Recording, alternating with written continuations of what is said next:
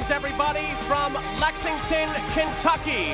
It is the Gamebridge Super League on Peacock as Lexington SC welcome Brooklyn FC, presented by Gamebridge, the ultimate assist to grow your money. Sean St. Jacques, Casey White, our entire crew, happy to have you with us for this one today. We start by looking at the last match for Lexington. It was back in late August, and it was a heck of a roller coaster ride.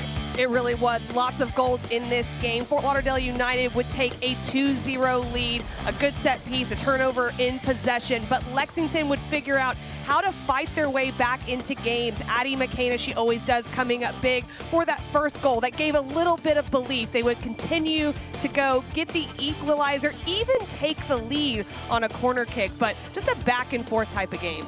And in the end, Fort Lauderdale would be able to salvage a point. Jasmine Hamid converts the penalty, arguably the game of the year so far in these early stages. Lexington gets a point and a 3-3 draw. They're well rested since then, and they're led by one of the best goal scorers from last season, Addie McCain. She had such a great year in the inaugural year of the Gamebridge Super League. 10 goals that she was able to do, but what she can do in midfield as well is just serve as a connector, a provider. She's so elusive in the spaces.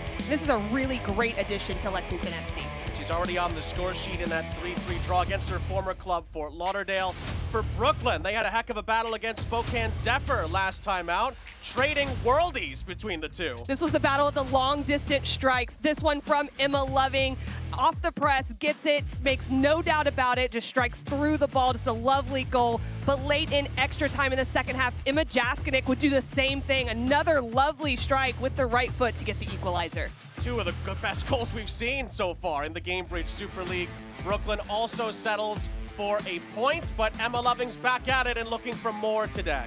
And that's what Brooklyn needs. They need their strikers to start scoring goals. Emma Loving can do that. She has the international experience. She gets her first goal. Will be exciting to see what she can do today against Lexington on the road. The early history between these two, Brooklyn has never lost to Lexington in 4 prior meetings. They'll hope to put that to bed here in Kentucky today. Lexington, of course, also looking for their first win of the new Gamebridge Super League season, with Brooklyn on the road, hoping to snatch the points away from them. We'll have kickoff on Peacock next.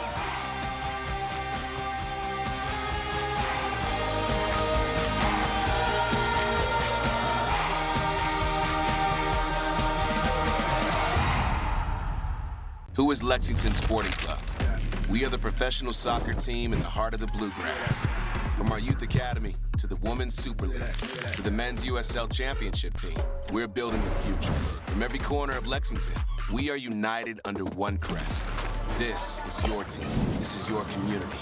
Together, we are creating our story and leaving our mark. This isn't just any club. It's a club to call your own. Get your tickets today at lexsporting.com/tickets.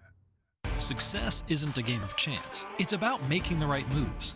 Just like Lexington Sporting Club, Commonwealth Credit Union aims to win by helping you defend your goals and keeping your money on the attack. As the official credit union of Lexington Sporting Club, we're empowering success on the field and in your finances with smarter banking options and unbeatable service. Are you ready to take the lead? Then get the home field advantage for your finances, only with Commonwealth Credit Union. Here, we see you differently. Who is Lexington Sporting Club? We are the professional soccer team in the heart of the Bluegrass. From our Youth Academy to the Women's Super League to the Men's USL Championship team, we're building the future. From every corner of Lexington, we are united under one crest. This is your team. This is your community. Together, we are creating our story and leaving our mark. This isn't just any club. It's a club to call your own. Get your tickets today at lexsporting.com/tickets. Success isn't a game of chance. It's about making the right moves. Just like Lexington Sporting Club, Commonwealth Credit Union aims to win by helping you defend your goals and keeping your money on the attack. As the official credit union of Lexington Sporting Club, we're empowering success on the field and in your finances with smarter banking options and unbeatable service. Are you ready to take the lead? Then get the home field advantage for your finances, only with Commonwealth Credit Union. Here, we see you differently. Welcome back, everybody. Sean St. Jacques, Casey White, our entire crew, happy to have you with us for this Gamebridge Super League tilt between Lexington Sporting Club and Brooklyn FC. Let's dive into the starting 11s as the processions are being made here in Kentucky. We begin with the hosts, Lexington, in search of their first win in their first home game of the season. And they'll come out in a 4-3-3. And although the defensive unity will be really important and that Asman will be really important in behind the back line, Albert and Fung will play in more of a double pivot, which allows Addison McCain to play a little bit higher. The interchange with her and Catherine Berry is something to watch for. They can both play both roles, which makes them very unpredictable in the way they attack. It's their first game since their first game of the season on August 23rd. We'll see how fresh Lexington will be. 3 games under the belt for Brooklyn, 1 of each result. They're hoping for a road win here today. Definitely a 4-3-3 as well, so an interesting matchup. Hill and Barbieri will solidify the back line. Watch for Leah Scarpelli off the left side. She likes to get in advanced positions. When she does, Breslin can push more central, Cook can push more central, and then there's players pinned along the back line of their opposition. Sam Kroger really pulls the strings there in midfield. She's simple on the ball, hardly ever loses in possession, so she'll be important to Brooklyn's attack. This will be the 5th all-time meeting between Lexington and Brooklyn. Brooklyn leads the all-time series, 2 wins, 2 draws. Lexington hoping to beat Brooklyn for the first time in the club's short history. Casey, we were debating this before coming on the air. You know, Brooklyn with a few more games under their belt, will that chemistry and camaraderie give them the edge, or will a fresher Lexington side that haven't played since August 23rd be able to come here and really dominate at times tonight? There is no answer, there's only opinions, and that's what I can give you. Is I do think having less games under your leg and being at home, there will be an energy that naturally comes at the beginning of games, but we know that it takes consistency across 90 minutes, and that's where Brooklyn has a little bit of the edge, really being tested more so far in this early part of the season. Last time these 2 teams met was April 19th, earlier this year, but last season, of course, it was in Brooklyn, and it finished with a 1-1 draw in the end. After Lexington had taken the lead, Brooklyn bounced back in the second half and were able to salvage a point. Moments away from kickoff here on Peacock. Lexington are, of course, in all green from head to toe. Brooklyn debuting their new away kits. They're in limestone with the dark brown classic pinstripes going down the front and the back. Gloria Martinez is in light blue. She's our head official. And we are just about ready to get this one started. Second game of the season for Lexington, hoping to get their first win in their first home game. And Lex Sporting Club, as they're known, get us started. They're going from left to right, and we are underway here on Peacock. Early ball played in behind. Breen Norris, who gets the starting goal for Brooklyn, collects, and we are off and running in Kentucky.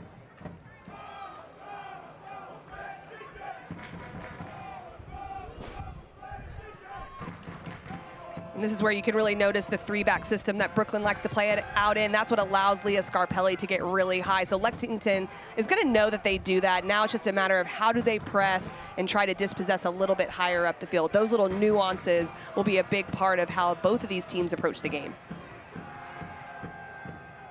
Again, it's a first home game for Lexington. We asked head coach Misaki Hemi about that. He said, we want to come out and we want to be strong. We want to come out and win. We want to put on a show for our fans here. And we want to make a statement in this first home game of the season for Lexington. Lexington briefly win the ball back on that far side, hoping to maraud forward here. It is played square for Tati Fung. And resets over the halfway line for Allison Pantuso. Bozois up ahead. And that is going to be a foul. It's a Lexington free kick on this near side after the challenge from Milena.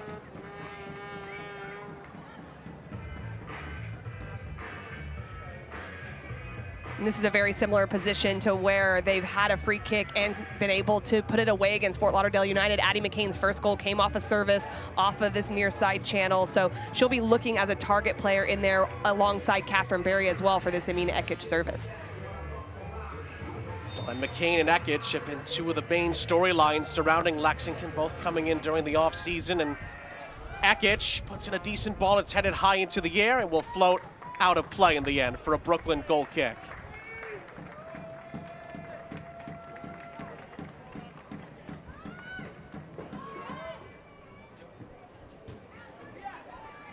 Let's take a look at the Toyota keys to the game. Dare I say Casey's keys to the game for each team. I love that. Well, the tactical flexibility of Lexington, important. Something that Masaki Himi said is that he wants his team to be adaptable, and that's important at a pro-level league play. Let's a turnover here. Lexington are in behind, and the shot wasn't far away at all. Sarah Griffith letting it fly. And it goes out for a goal kick. Well, on the flip side, I was going to say Brooklyn needs to have their high line of confrontation, but Lexington does it here and takes advantage of a mistake from Sam Kroger. That doesn't happen very often. It's quite rare. And I wouldn't say that Lexington is necessarily pressing high. That was more of just a mistake out of the back. But we do know Brooklyn loves to press high. And that high line of confrontation, their aggressiveness, will be important to put Lexington under pressure.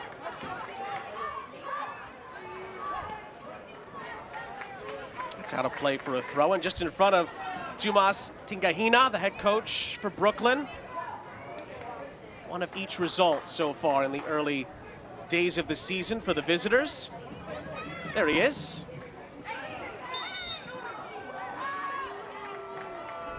And he'll be encouraged there as Brooklyn win a free kick just to the left of the halfway line.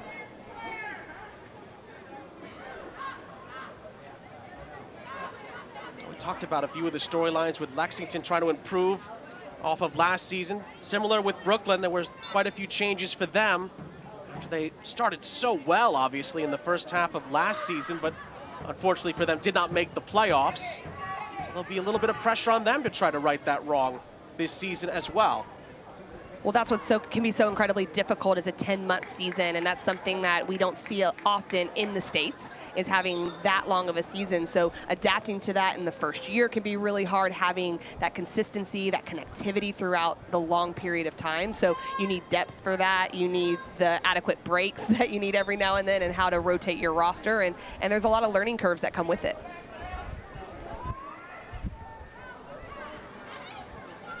Was headed towards McCain, couldn't quite get to it.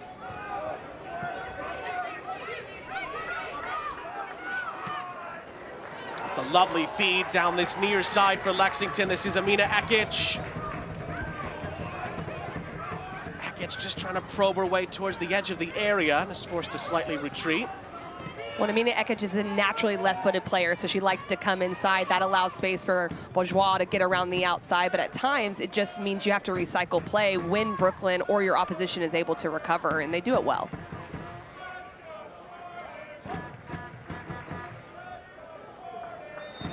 More Lexington pressure here, but that's going to be a foul and a free kick in Brooklyn's favor.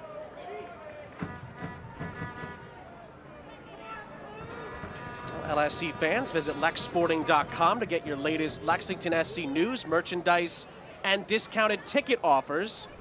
That's lexsporting.com.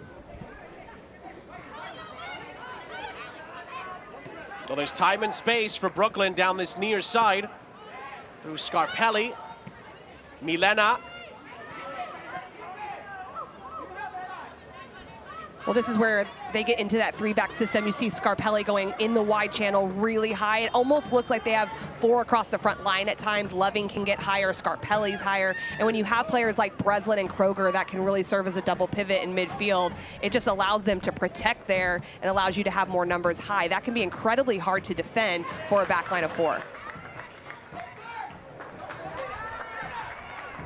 A lovely turn by Ekic.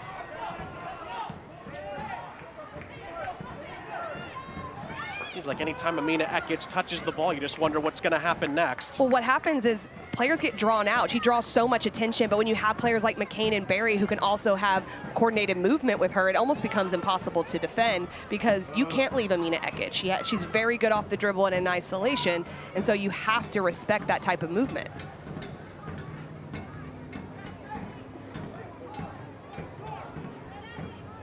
We asked Masaki Hemi about the 3-3 draw against Fort Lauderdale back on August 23rd. Obviously wasn't thrilled about the concession of the goals, particularly early, but loved the fact that particularly in the first game of the season as Brooklyn turned it over there, his team showed so much resilience, so much resolve at 2-0 down to come back and take the lead. Obviously they had to settle for a point, but that was something he really felt was a positive. It's one thing to show resolve. It's another thing to actually be able to score goals when you're doing that, which is great. That's what they were able to do. We all know that set pieces can be a real equalizer in games. 2 of the 3 goals were able to come off either a corner kick or a set piece. That's how you can kind of claw your way back into games, and he was really happy with them showing that they had the ability to do that.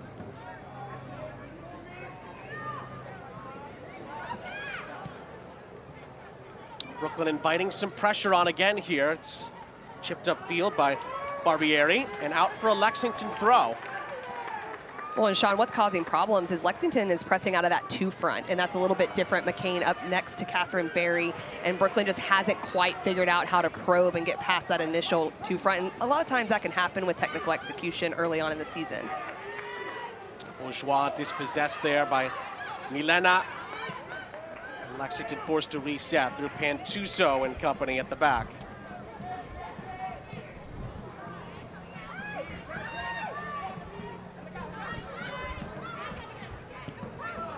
Bourgeois goes in field. Helped along by Fung, and it is given away. Brooklyn can recycle the possession at the back with Kelsey Hill.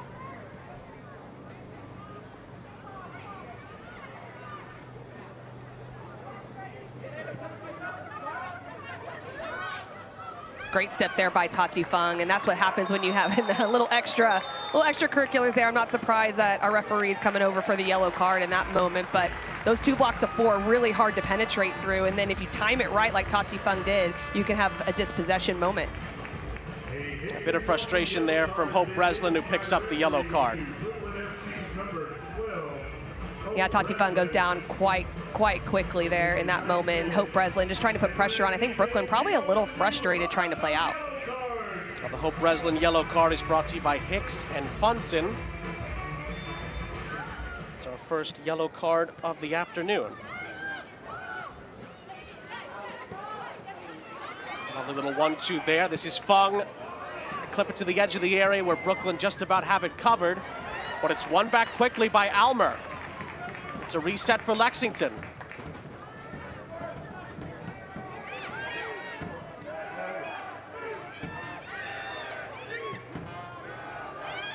That switch of play onto the near side is initially won back by Brooklyn, but Lexington do well to recover it.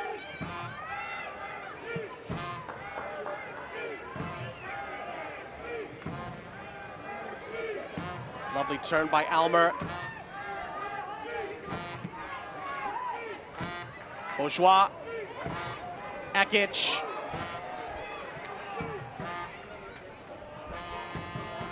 Oh, good build-up play here from Lexington, and then it does end there with a Griffith foul and a Brooklyn free kick. That's a really nice spell of possession there for Lexington, and it's not just about keeping the ball. There's better speed of play. They're changing the point of the attack, and you can see, I really like how Amina Ekic tucks inside a little bit. That allows Bourgeois to get even higher. Then you've got 4 and 5 players along the back line. Here's Ekic again. Can draw so much attention.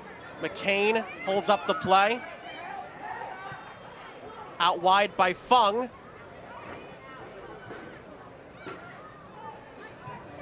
And then Griffith resets to the halfway line.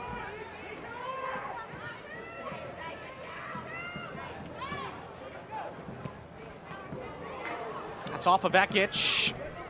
Nearly fell kindly for Berry, but it's a reset for Norris.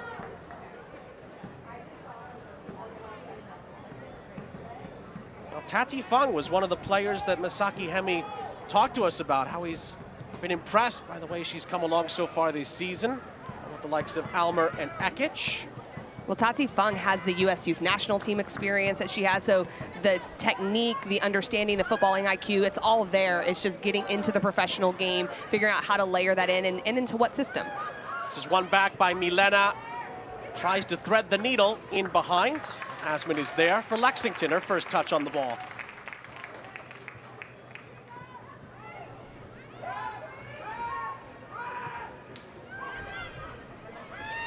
It was Brooklyn's first foray forward. It really has been mostly Lexington in possession in these opening nearly 12 minutes, although as soon as I say that, Brooklyn gets the ball back.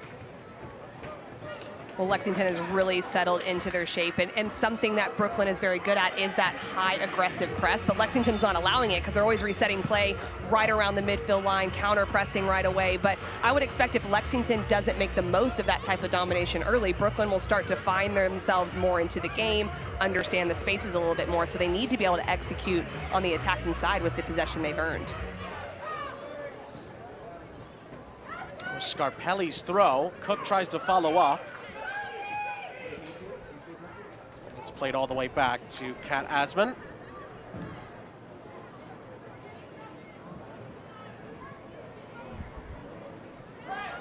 More pressure from Cook there. Lexington dwelled on it a bit there. Bourgeois does keep it in play on this near side. That's the exact spot they need to find right there because of the 4-1-4-1 on the side of the 6, but really good step from Hill in the back to recognize that as she stepped in from her center back role.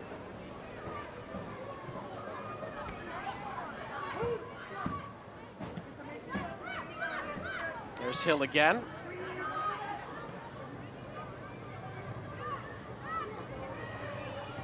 Pushing a chase there from Williams.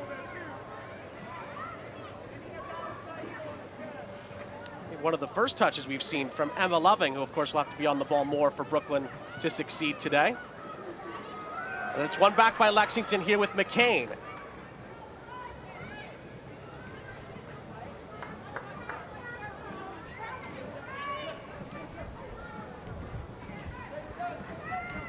And Tuso for Fung, who's forced to go all the way back. Well, I like the patience we're seeing from Lexington. You don't necessarily want to continue to retreat and go backwards because this can happen where Cook's pressing a little bit higher, she has players in, and then mistakes can come. It does lead to a turnover here. Milena was the target, but Lexington do enough to stop that pass from going through.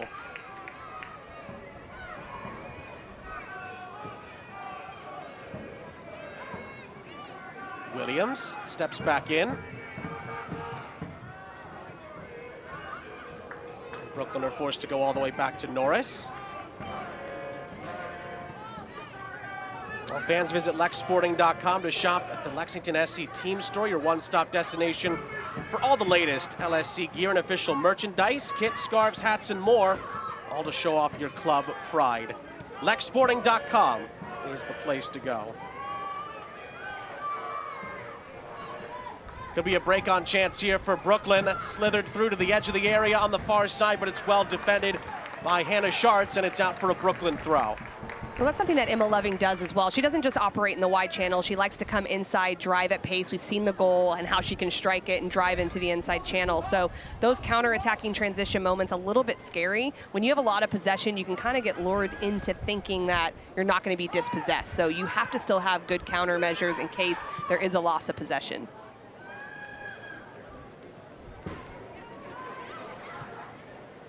Again, Cook trying to put the pressure on that Lexington back line, and it nearly led to a giveaway, and actually eventually it does. Off the second bit of spell there.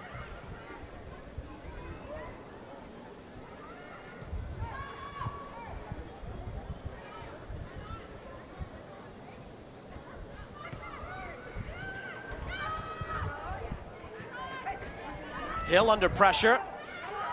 Lexington really forcing the issue here, and again, it goes back to Norris. But when you're in a 4-4-2 defensive shape, you are looking for cues to be able to jump. That's what Amina Ekic does there. It's not a great pass technically, it's bouncing. So she looks for that cue to jump, they deal with it. But you like to see as a coaching staff that your players are reading those moments of when to come out of their disciplined, organized shape and try to dispossess. Bourgeois on this near side recovers it for Lexington.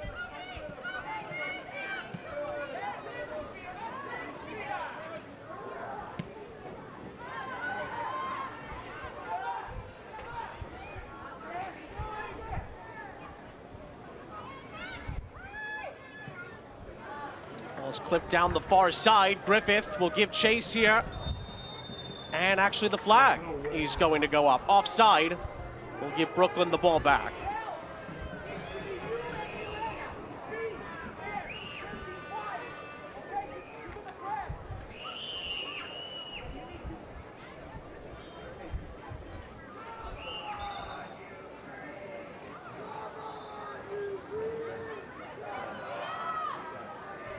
Well, Select is the official match ball supplier of the Gamebridge Super League and many elite leagues throughout Europe. us.select-sport.com for the latest Select product specials and more. And as always, Select is the player's choice.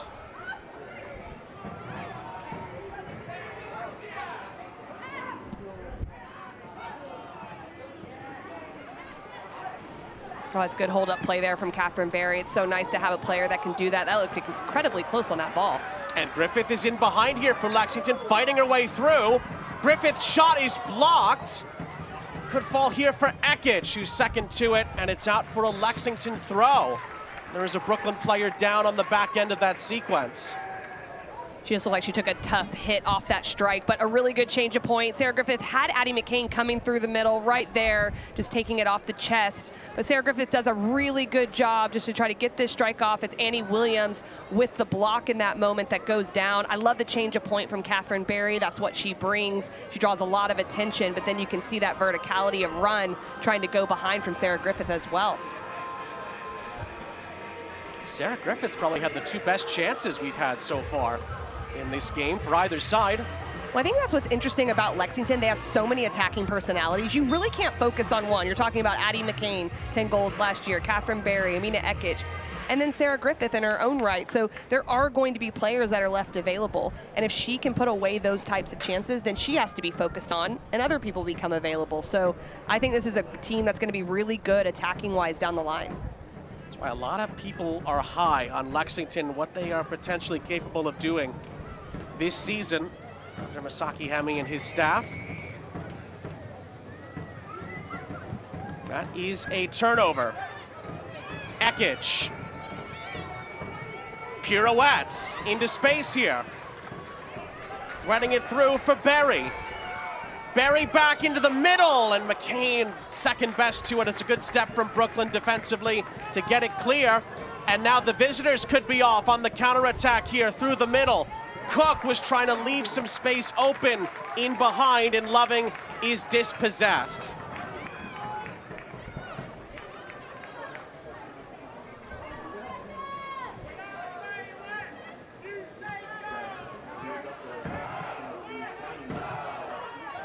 Bourgeois.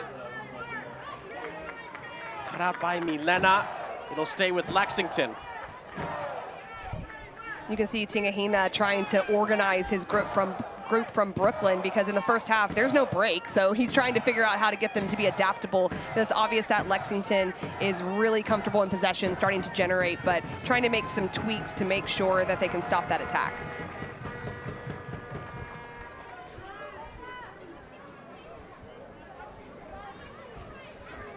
We asked Masaki Hemi about his style of play. So we want to dominate the ball. We want to attack, create chances in a multitude of ways. They could create a chance here. In behind, Berry not quite able to get to that. Brooklyn defensively through Barbieri handle the initial situation. But there is still a corner, and Lexington corners are presented by Commonwealth Credit Union.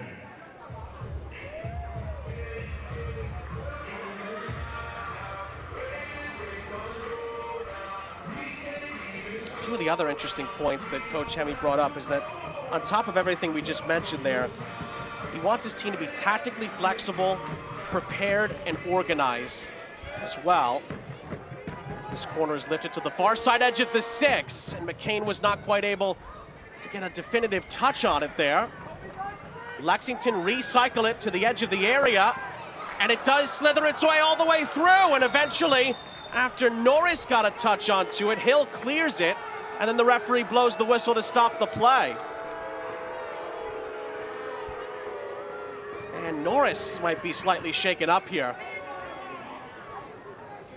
Well, this was on the second phase of the corner kick. Pantuso does keep it in. It almost looks like this might not make it all the way to Johnson, but it does. Johnson steps in. I like the aggressive touch, and it's Berry that comes through. There's not a lot of contact, but Norris is exposed in that moment, so I can understand why, especially early on in the game, set the precedent so there's not any type of collision maybe later on that could cause more of a problem.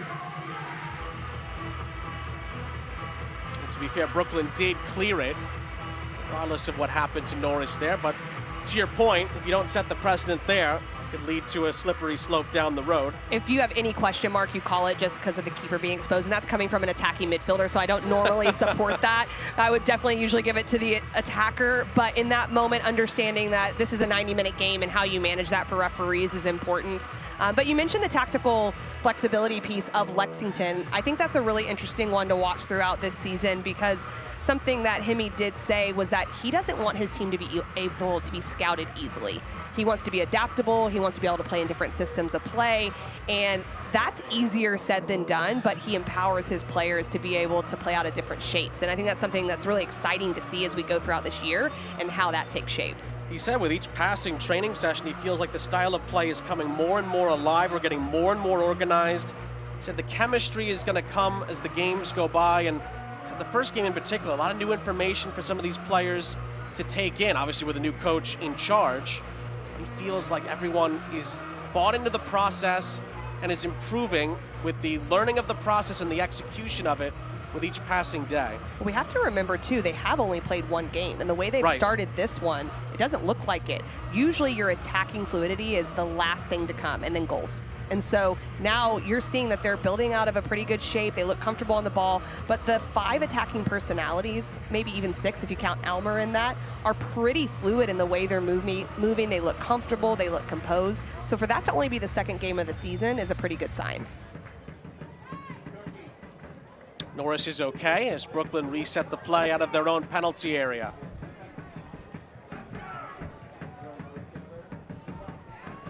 Barbieri plays a wonderful ball down this far side for Loving.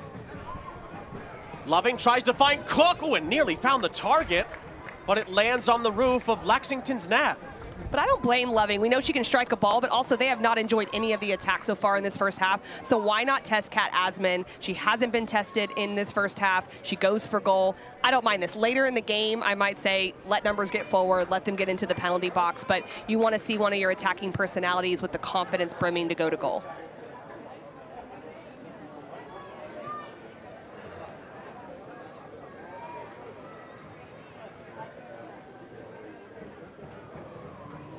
Asman will put the ball back into play for Lexington here.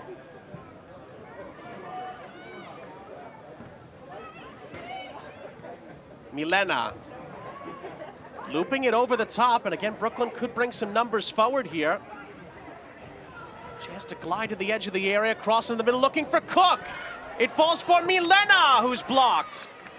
Scarpelli tries to serve it back into the middle, and Ekic emerges off the ricochet.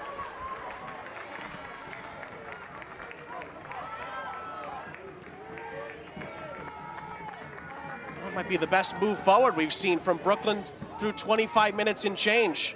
Well, at the end of the day, that's this game, is sometimes you don't have many options, but when you do, if you can put them away, it's a little bit scary because it happens more often than you think for the team that's out of possession, that's not generating a lot of chances, and they definitely still looked scary in that moment.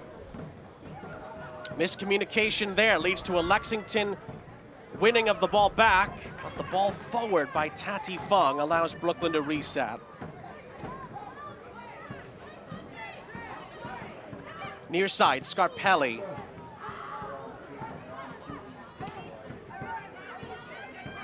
And then Hill.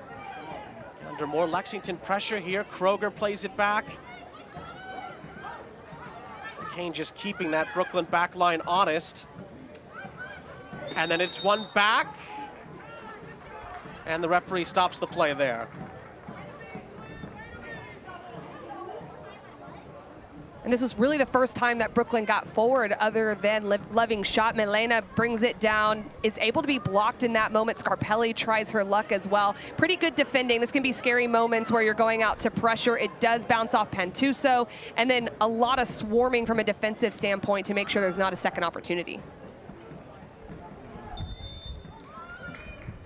Chance for Lexington to play this towards the penalty area here.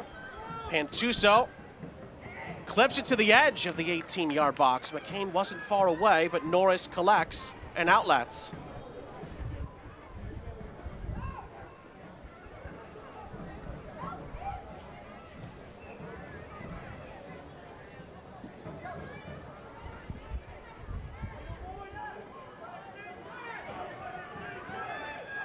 This is where you almost get the sense that it's just a little bit unsure of how they want to build out because the speed of play has gone down. They haven't really figured out how to manipulate the defensive shape of Lexington. So when that happens, just move the ball. Move it really quick, try to get them to shift a little bit, and that's when gaps will start to open up.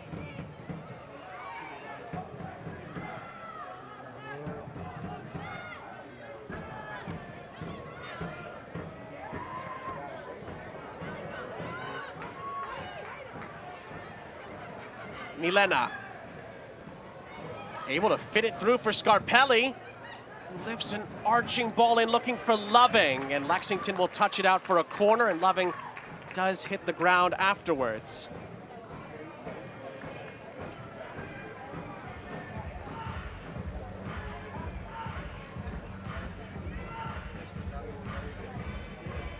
I love the choice of Scarpelli when she gets in this area to go to the back post. Milena does a good job. It sneaks through right there. Pentuso not strong enough in the tackle, and then just clipping it up to the back post. That's a good decision because everyone's retreating towards their own goal, thinking you're going to play it across with pace. Not quite getting the connection with Loving, but still a nice choice.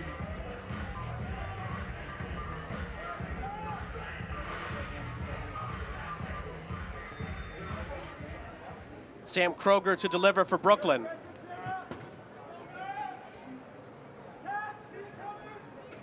Visitors trying to take the lead here against the run of play.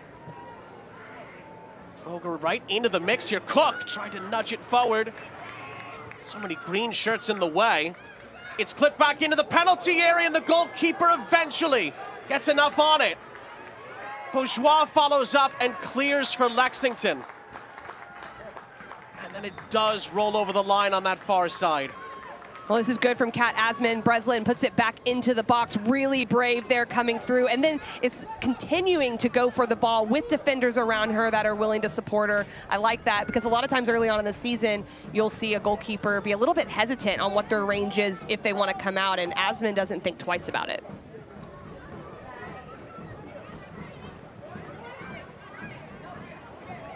Scarpelli threads the needle beautifully onto this near side. It's a good stand-up defensively there from Pentuso on Sophia Lewis, but Brooklyn get the throw.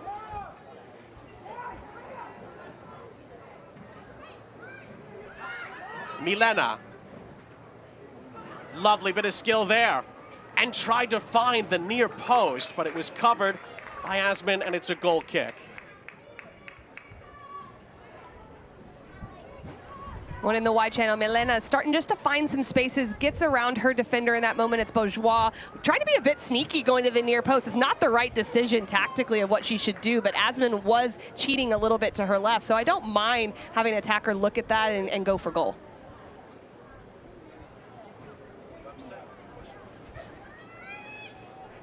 Well, the Gamebridge Super League season is officially underway, so visit GamebridgeSuperLeague.com for all the latest information, analysis, and insight into all things Super League.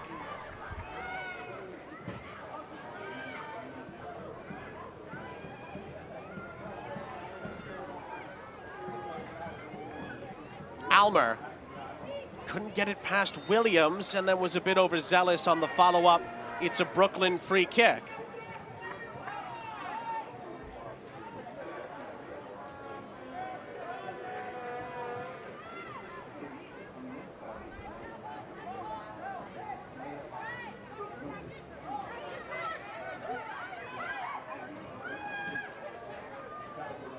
Well, one of the changes that has been made is Griffith is now off this right side for Lexington and Mina Ekic off the left, a more natural position for Ekic where she can go a bit more in the 1v1. So we'll see if that changes really the look of Lexington and what they do, using the wide spaces perhaps a little bit more to isolate her.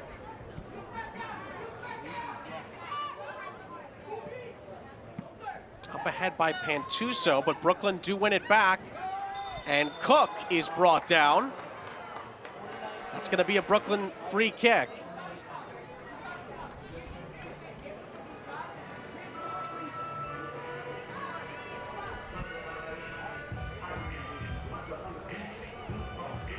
It certainly puts Brooklyn in a promising position to get some service back inside that 18-yard box.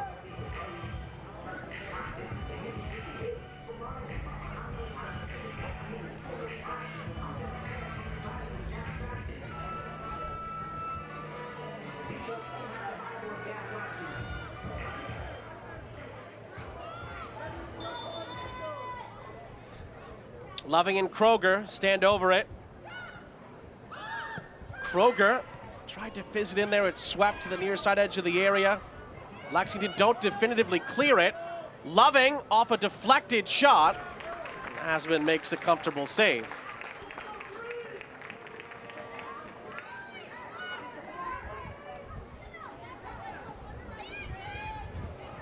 More Brooklyn pressure from Kroger, who nearly wins the ball back all by herself. Well, that's the higher line of confrontation we expect out of this Brooklyn FC team. We just haven't seen it because the possession has been so comfortable and composed from Lexington. But as this half goes on, they're starting to see moments that they can put the back line under pressure. And I think that bodes well for Brooklyn. They need to be a little bit higher and more aggressive in the way they press. Scarpelli does really well. Glides past a few challenges here and keeps Brooklyn moving it forward. Lifted over the top, looking for Cook. In the end, Asman swoops in.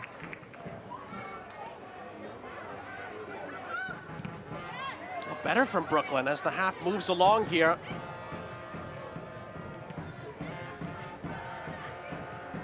Milena there ahead. Brooklyn look to clip this up ahead, looking for Cook. But Lexington recovers.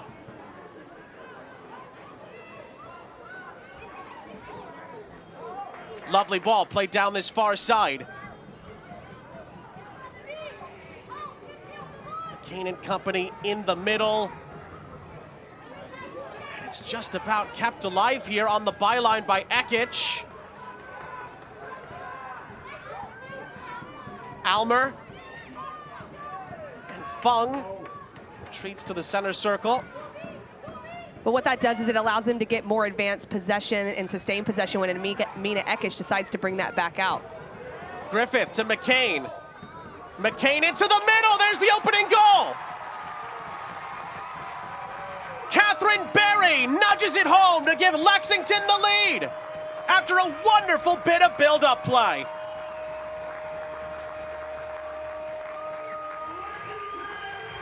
A lot of people happy about this goal, but Masaki Himi is going to love this. It's really good in isolation from Amina Ekic off the left side. They decide to keep it. Then good combination play, driving in there. It's the one-touch pass from Griffith that makes this all worth it, because if she takes an extra touch, they can recover. Addie McCain puts a great ball in. It's Catherine Berry off the backside. They make this goal look easy, but it's because of the patience in their build, the decision-making technically, and then great service, great finish from the center forward.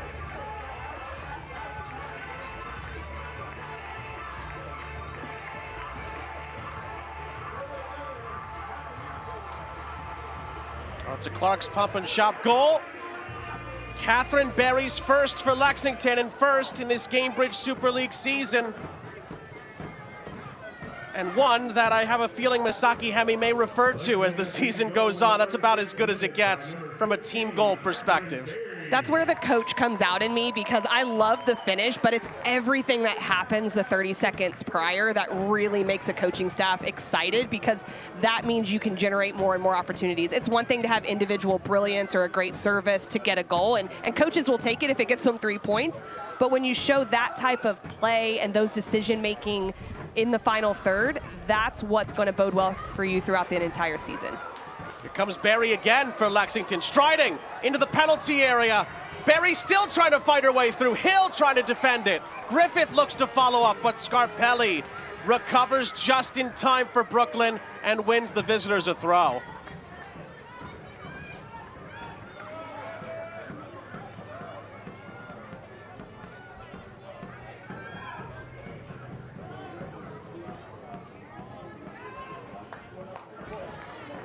Thanks to Lexington SC's goal in the 35th minute. Congratulations to the fans sitting in section 107, row A, seat 16. Just as Brooklyn as well felt like they were getting a foothold in the game. Lexington take the lead and they're on the prowl for more here as McCain helps to recycle the possession. Well, and it's really important to note that Hemi made, I think, a really good decision of putting Ekic out on the left side. There wasn't a lot of width in this game. They were doing well in possession, but it wasn't dangerous possession. It just looked pretty, but you didn't have anyone going at players. And when Ekic went out there and she went at a player, she didn't get in. But what it did is it caused the whole back line of Brooklyn to retreat. Then they were able to play around in the midfield. So manipulating defense is important. I like that change from him, just to have a bit more of a vertical approach to go behind.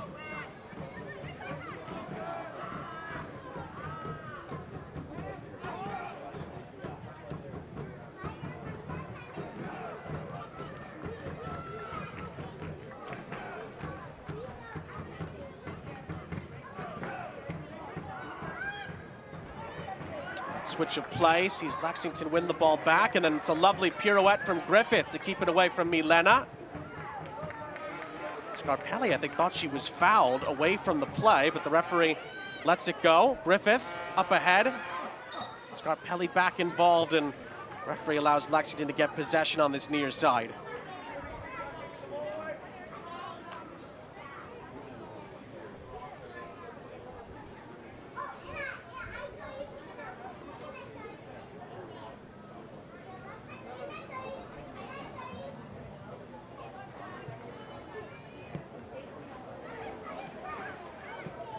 Lovely ball there to Barry, but then Barry is not able to keep it going.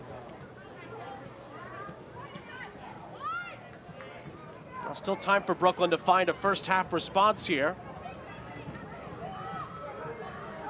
And when Barry wins the ball back here, Barry's in one-on-one, and Barry scores again for Lexington. Catherine Barry at the double. And Lexington are 2-0 up over Brooklyn.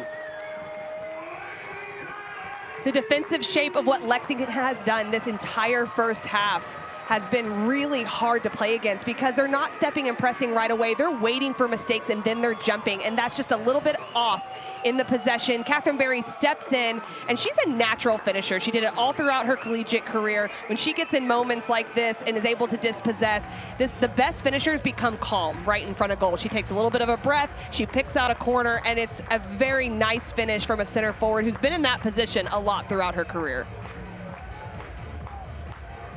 Well, you mentioned it, Casey, the great anticipation by Barry. She pounces on the mistake. It's another Clark's pump and shop goal. Barry with a brace, and Lexington double their delight. And that's what this mid-block line of confrontation does. It makes you think that you have time to play out, and so you may be a yard off or 2 yards off in your pass technically, and that's where the smartest defenders jump and take advantage. That ball slides through, though, and Brooklyn may have a chance up the other end. It's played in for Cook, and Cook looks to follow up. It pinballs around, and Asman collapses on top of it to hold on to it for Lexington.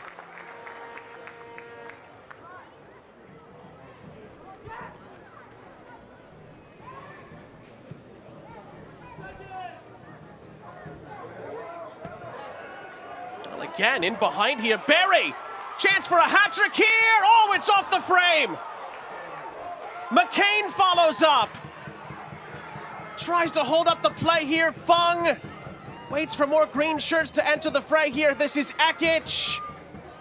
Ekic to the byline. It deflects out of play, and Catherine Barry is making life very, very difficult on this Brooklyn back line. There's really no other way to say it, but the Brooklyn back line is asleep right now, and they're building out of the back, but Catherine Barry just waits for her moments, gets in, and very unlucky not to score on that one. Lexington keep on pushing here at the end of the half. Griffith just about keeps it alive, or does she? Referee says it's a foul, and Brooklyn get a reprieve.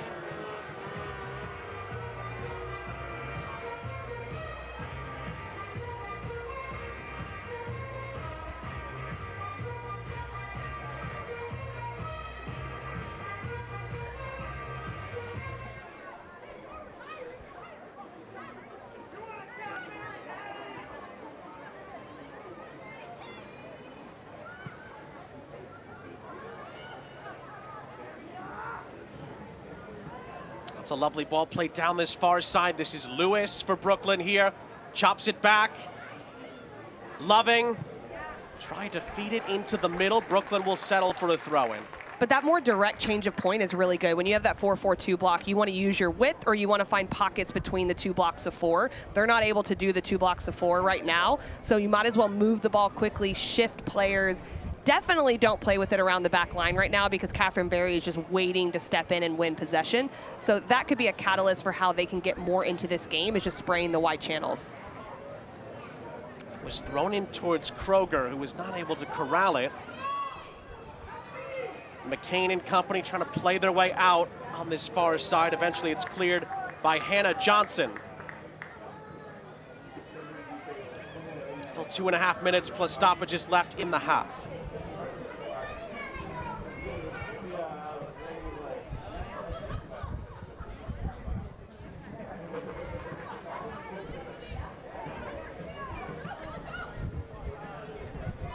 Near side, Scarpelli.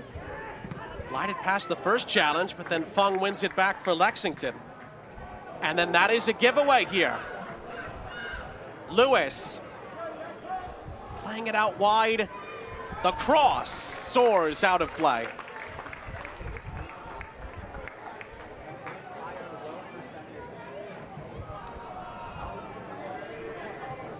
There have certainly been positive moments for Brooklyn in that final third. It just hasn't quite bounced their way at times.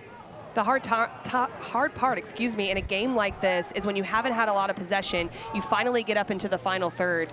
The natural inclination is to rush things, and that's what we're seeing from Brooklyn. They're rushing it once they get into the final third. Perhaps in the second half, they'll get settled down a little bit and say, when we get up there, let's try to collect numbers, get numbers forward, and make the most of our opportunities rather than half chances.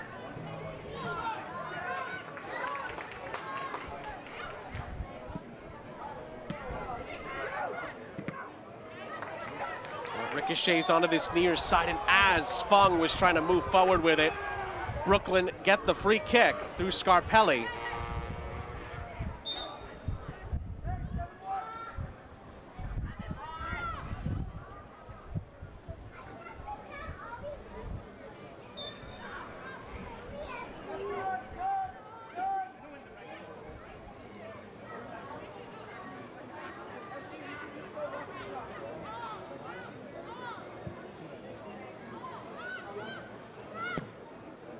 Service from Scarpelli to the edge of the area. It's headed back out to the far side of the 18, and it's really well defended on the back end, and Lexington will clear their lines.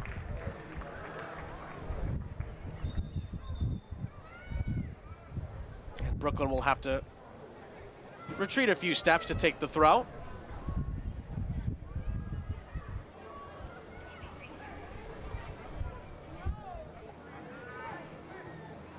This is Hill. As we jump into 3 added minutes at the end of the half, there's still time for Brooklyn to find a response here.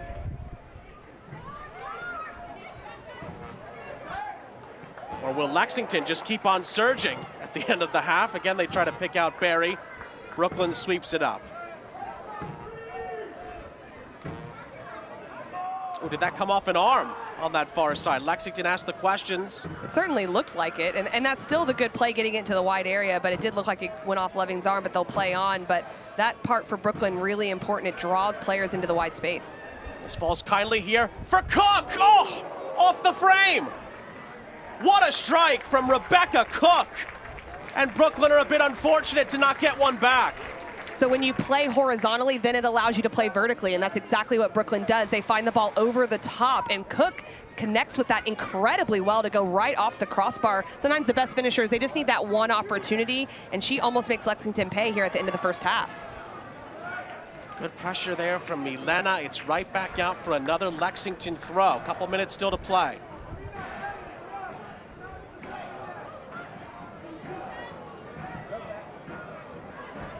And did that ball go in play and then come back out? I think it did. It goes right back to Brooklyn here.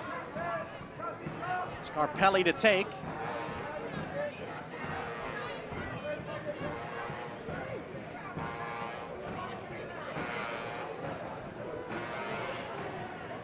And eventually, it is shepherded out of play by Pantuso.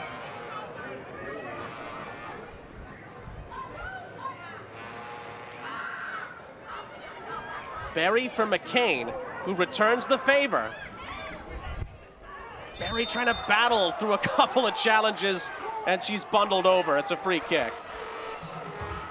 That's something that Berry gives you. Not only has she scored 2 goals, but she has a presence back to goal where she's able to keep the ball. Those types of things are critical at the end of halves, the beginning of halves, where you're really just trying to slow down the game. Because if Brooklyn did get a goal back in this first half, that would be really good for them, because Lexington really has dominated on both sides of the ball. So to get back into the game before half would be nice for them to have. So Lexington really wants to take care of these moments, just keep it higher up the field and not allow even any opportunities on frame. And Tuso switches it over towards Amina Ekic. McCain, back for Ekic. It's still Amina Ekic, it's a wonderful run, and then her cross is blocked, and then eventually Williams clears it away after a wonderful bit of skill from Ekic. Pantuso in the final seconds of the half. Tries to clip it forward. And as it goes back to Tati Fung, the first half will come to a close in Kentucky. Catherine Berry shining brightly for Lexington as both of their goals. Brooklyn a bit unlucky not to get one back through Rebecca Cook at the end of the half, but it's certainly well poised going into the second half with Lexington in front. A dominating half by Lexington, but I think if you're Masaki Hime, you say job well done, but we're half done, and then you give a warning that Brooklyn could easily have made this 2-1. So that's a real good strategy for a head coach going into halftime when your team has performed well. So I'd expect him to make sure that he warns them that Brooklyn's still in this game. For Brooklyn, it's about speed of play, moving the ball, making Lexington chase is something they're gonna have to figure out. The likes of Loving and Lewis and Cook all having opportunities for Brooklyn in that first half.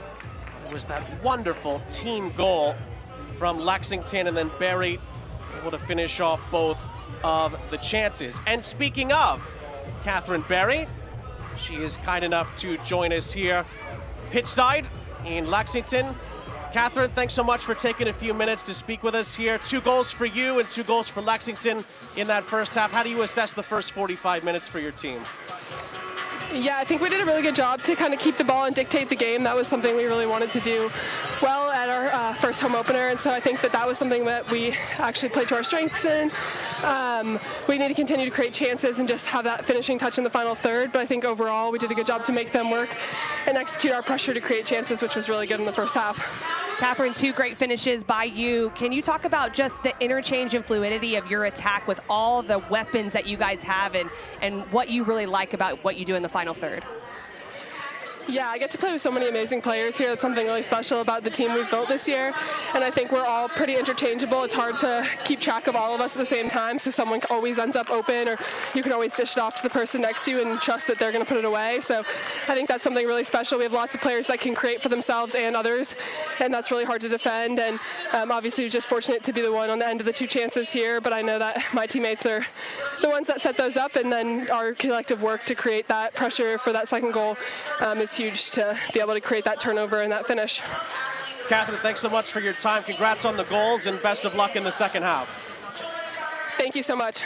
That's Catherine Berry from Lexington, who have a 2-0 lead here over Brooklyn at the half on Peacock in the Gamebridge Super League.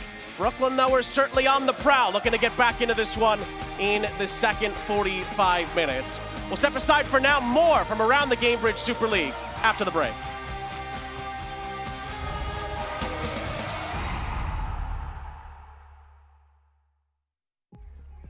We live with you, build with you, grow up with you, and dream with you. At Central Bank, we belong to the same communities you do. You're our neighbors, friends, and business partners. And through the relationships we build with you every day, we consistently serve you better. That's what highly personal banking is all about. We start with you.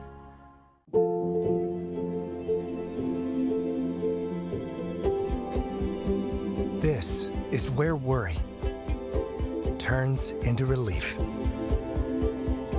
Where confusion turns into answers. This is where your family can turn to the experts for the big things and the little things. Extraordinary care is right here. UK Healthcare, the power of advanced medicine. Success isn't a game of chance. It's about making the right moves. Just like Lexington Sporting Club, Commonwealth Credit Union aims to win by helping you defend your goals and keeping your money on the attack. As the official credit union of Lexington Sporting Club, we're empowering success on the field and in your finances with smarter banking options and unbeatable service. Are you ready to take the lead? Then get the home field advantage for your finances, only with Commonwealth Credit Union. Here, we see you differently. Lexington is the Kentuckiest place in the world. Just look at it. It's by far the bluegrassiest, the bourbonist.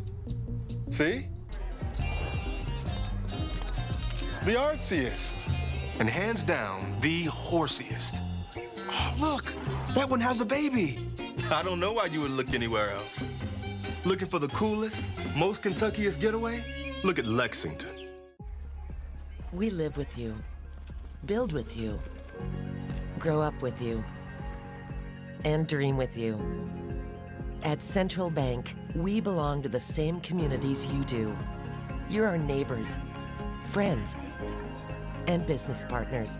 And through the relationships we build with you every day, we consistently serve you better. That's what highly personal banking is all about. We start with you. Success isn't a game of chance. It's about making the right moves. Just like Lexington Sporting Club, Commonwealth Credit Union aims to win by helping you defend your goals and keeping your money on the attack. As the official credit union of Lexington Sporting Club, we're empowering success on the field and in your finances with smarter banking options and unbeatable service. Are you ready to take the lead? Then get the home field advantage for your finances, only with Commonwealth Credit Union. Here, we see you differently. Welcome back, everybody. Sean St. Jacques, Casey White, our entire crew, happy to have you with us. It is Lexington 2-0 up over Brooklyn in the Gamebridge Super League here on Peacock. We'll get to the second half coming up in just a few moments, but first we look around the rest of the Gamebridge Super League with our news and notes, starting, of course, with Sporting Jacks getting their first ever victory over the reigning champions, no less, the Tampa Bay Sun. And then Maddie Mercado, didn't take her too long to score the fastest goal in league history, clocked in at 43 seconds. And we knew she could score. I just didn't know she could score that quickly, but she was able to do that. And Hope Heisey as well, coming up with 3 saves against Brooklyn, currently leading the league in saves. She's had some great performances so far this year. And no question about that. And also with Sporting Jacks, have to give a tip of the cap as well. Not just a first ever win, beating the champions. That's not easy to do. Very tough. And they're able to get it done by 3-2. Looking around the rest of the Gamebridge Super League, some scores from yesterday. Dallas, though, able to take down Sporting Jacks by 1-0. Fort Lauderdale bouncing back as well against Spokane.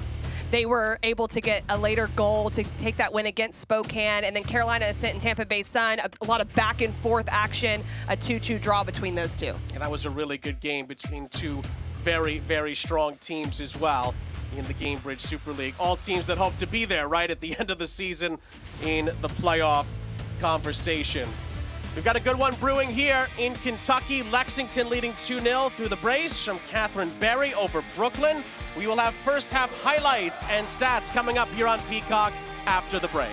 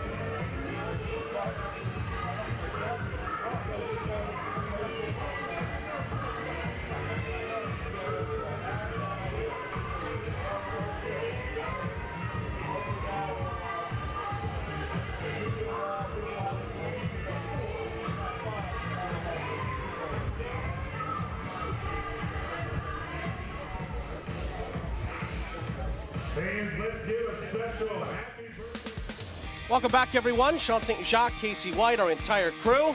About to get you to the second half between Lexington and Brooklyn in the Gamebridge Super League here on Peacock. 2-0. Lexington out in front, trying to beat Brooklyn for the first time in the club's history.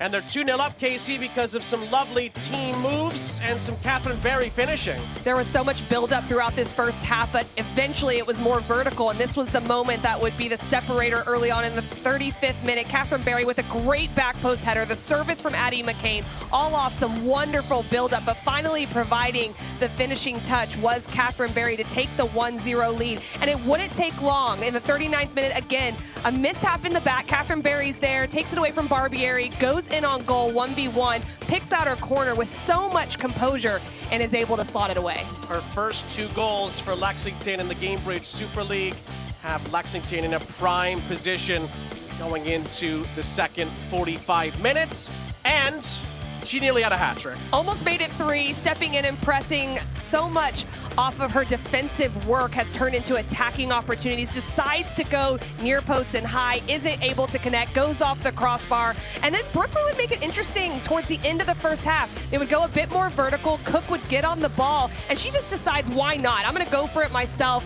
She hits the crossbar and became very close to making it 2-1. And that would have really changed the trajectory right on the course of halftime. Shots, when you look at the halftime stats, are even, but it's the shots on target and, of course, the clinical finishing from Catherine Berry that has separated the sides. This is where stats don't necessarily pass the eye test, because Brooklyn had the 53% possession, but most of it was around the back, so it wasn't super dangerous. But they still were able to get shots, just not on frame and not efficient, with 0 out of 5, where 2 out of 5 were for Lexington, and their possession was much higher up the field, and they were able to dispossess.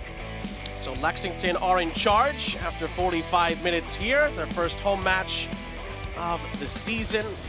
And they are hoping to make it memorable here in front of their home supporters. They're 2-0 up. And when we come back, we'll have the second half kick here on Peacock in the Gamebridge Super League.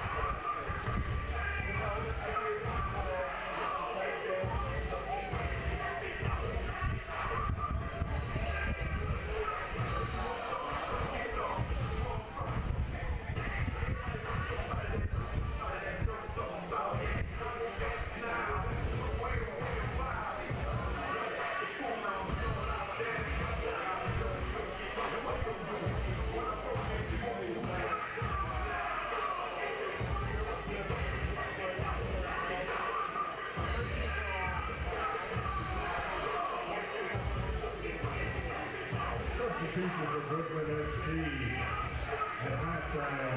Number 16, Jordan Thompson, replacing number 55, Annie Williams. And number 9, Jessica Gagliano, replacing number 12, Hope Breslin.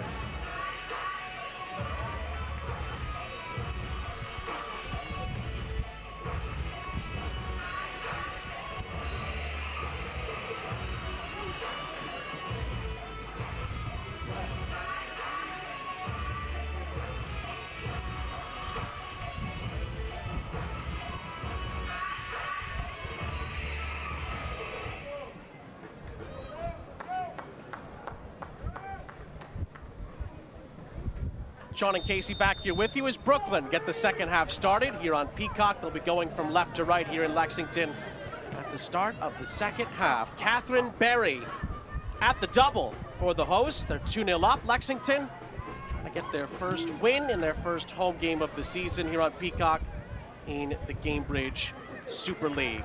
See if Brooklyn can bounce back. They had some promising moments in that first half, but Lexington, through Berry and through the likes of McCain, Ekich, and company, were able to create quite a few quality chances, and Berry was able to finish the two biggest ones of the game so far.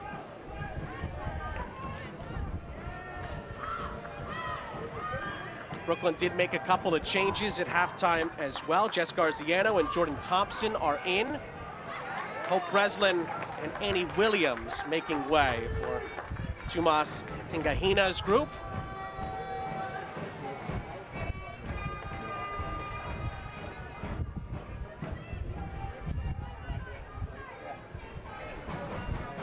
Lexington have a throw-in on this near side through Hannah Schartz.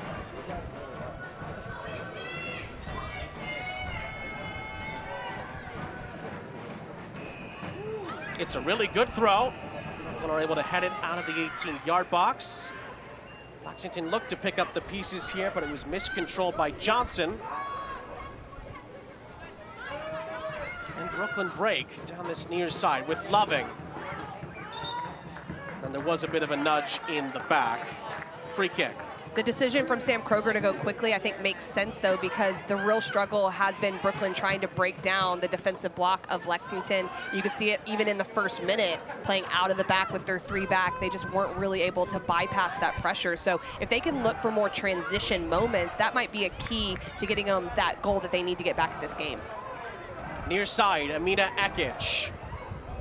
Still Ekich, gets past Loving. Ekich into the penalty area, tries to play it across. It deflects out of play, and it will be a Lexington corner on this near side. Amina Ekich is so good in 1v1 isolation, and she just takes it in line. The thing about her is you don't know if she's going to go inside for a shot for herself or go in line, so it's unpredictable, and she's able to use that to her advantage. But good defending from Thompson in the end. Lexington corners are presented by Commonwealth Credit Union. And it will be Ekich to deliver.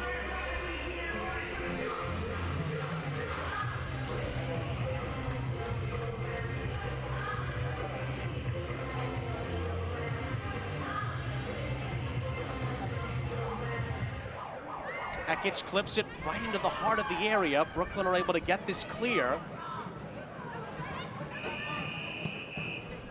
Clip back into the heart of the 18-yard box on that far side. And then sliding was Bourgeois to try to keep it going. There's a Brooklyn player down behind the play. Now Lexington will recycle it over the halfway line.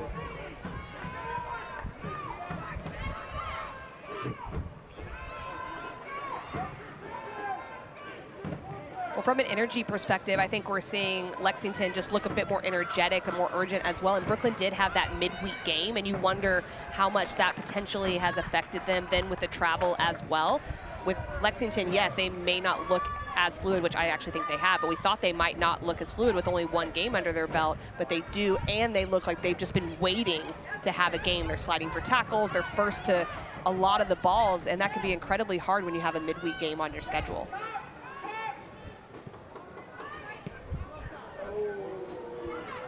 Really a misplaced pass there at the back with Brooklyn putting some pressure on here, but Lexington recover and are able to clear it, only as far as Loving. Lewis back for Loving on this near side for Brooklyn.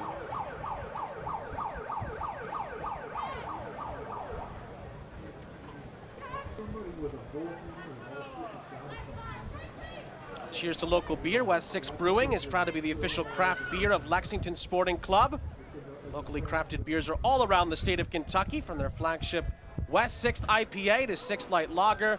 There's something for everyone. Head to west6.com, find one of their dynamic tap rooms, and learn about Stadium Ale, the official craft beer of Lexington SC.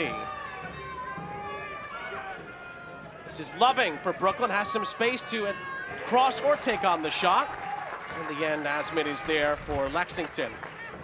Well, in this moment, there was at least more numbers forward for Brooklyn. There were 2 runners in the box, and that's something that's an advancement from the first half. Obviously, the technical execution doesn't come off for Brooklyn, but more numbers forward bodes well for them. Loving, really good searching ball in behind here. And on the shot, oh, it's just a whisker wide. Garziano, that's why she's in there. And Brooklyn nearly get one back yet again. She definitely has a very fluid role, Garziano. She can go forward if she needs to. She collects this ball really well. Gets her hips a little bit too much around it, but that's the exact finish you want. You want to keep it low. You want to go to the far post area, just not exactly perfect. But what I like about what Garziano does, she makes those runs behind the back line, but she also floats in front. So it's unpredictable at times, but good service from Loving. Multiple runners above the ball as well. The signs are all there for Brooklyn. They just have not been able to find the back of the net to this point.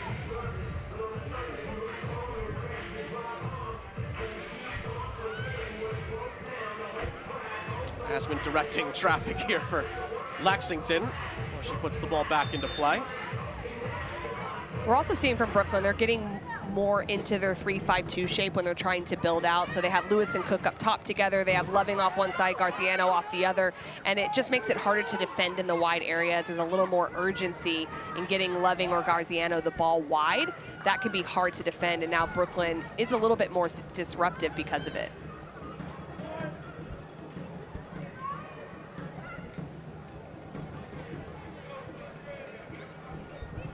Brooklyn looking to get the cross in here. Did take a deflection. And Asman is able to collapse on top of it.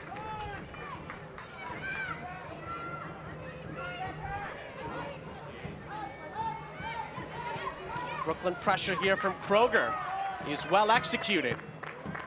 That will roll out of play for a throw into the visitors.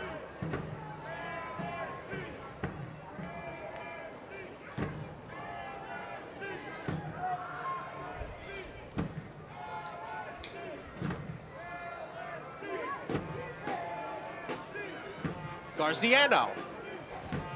And still, it's touched out of play, another Brooklyn corner. Well, I would take my time if I'm Brooklyn. These are the moments that can really get you back into games. So make sure the service is right. Make sure your runs are organized. No need to rush it. That can be hard because you feel like you have this urgency to get a goal back. But slowing down actually on these corner kicks is the most important thing to make sure you have the numbers.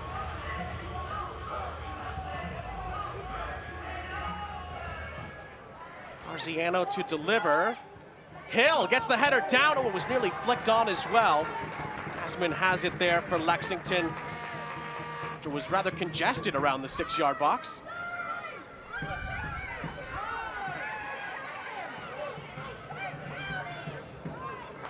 And Lexington play their way through that initial Brooklyn press.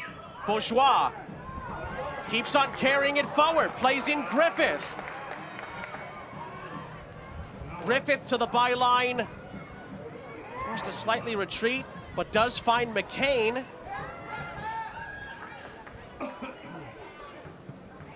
Service into the penalty area, looking for Berry, but Norris collects.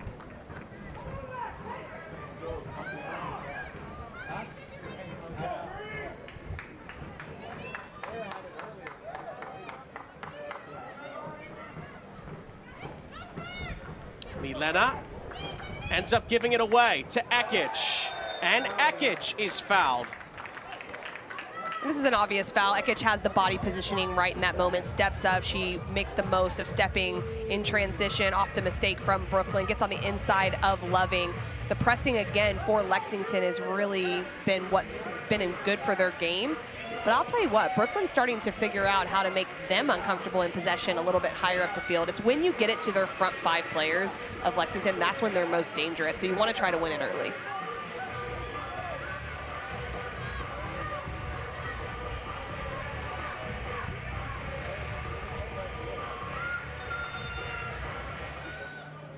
Ekic plays it short. Fong with the ball in behind. Oh, and Berry is thwarted. Norris makes the stop, and Berry again comes close to getting her hat trick. Tati Fung looked a little surprised to receive that, but you got to give her credit. She delivered a wonderful ball after receiving it, just clips it over the top. Barry couldn't quite get a head to it, but does get her foot on it. A good save by Norris, but that's what's really nice about what Lexington's doing. It's not predictable at all in how they're going to attack in the final third, and good technical execution. The Commonwealth Credit Union corner here. Goes right towards goal. Oh! They have skimmed the top of the crossbar as it goes out of play. We've seen Olympicos in the Gamebridge Super League before, of course. Ekic wasn't a million miles away.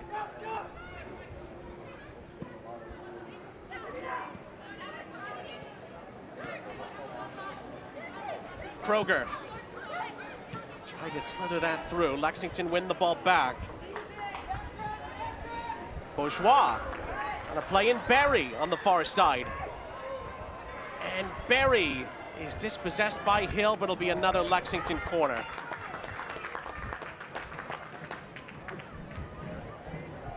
Well, hometown fans, why go far when you can get the best day right here at home? Embassy Suites Lexington Green is your go-to spot for a weekend staycation, a night out, hosting meetings or events or out-of-town friends. Local, loyal, and always game day ready.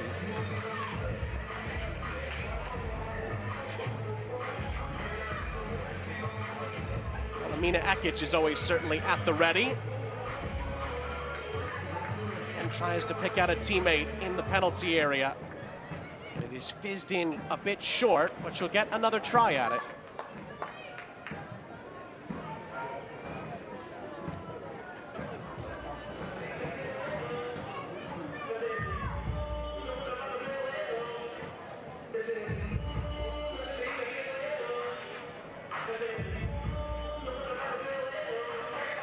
Take two from Ekic. There's a collision away from the play. I don't think the referee saw it.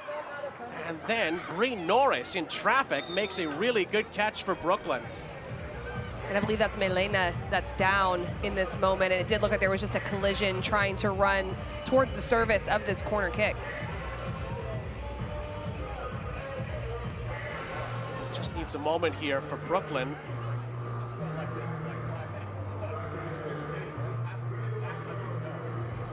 She's able to eventually get back up onto her feet.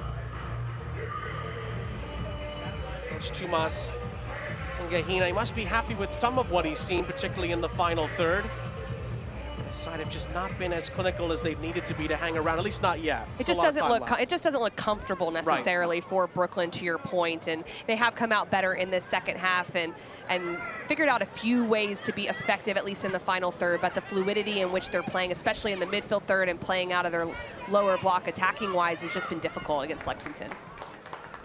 And again, Lexington swarm that midfield and win the ball back off of Brooklyn, which they've done numerous times today. Well, and for Lexington on the flip side, a 2-0 lead can give you a little bit of a false sense of security. So most coaching staffs at the elite level will talk about just managing 15-minute blocks in second halves, and they're definitely expecting Brooklyn to come out with urgency the first 15 minutes. So you just really don't want to make any mistakes in your first 15 minutes of the second half to allow your opposition to feel like they're even in the game. So far, so good from Lexington and how they approach this lead.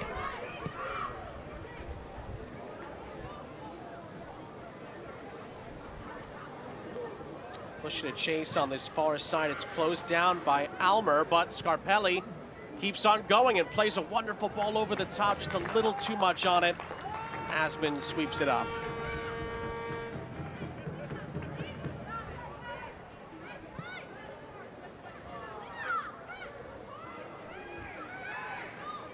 Milena assessing the scene. It's back over the halfway line.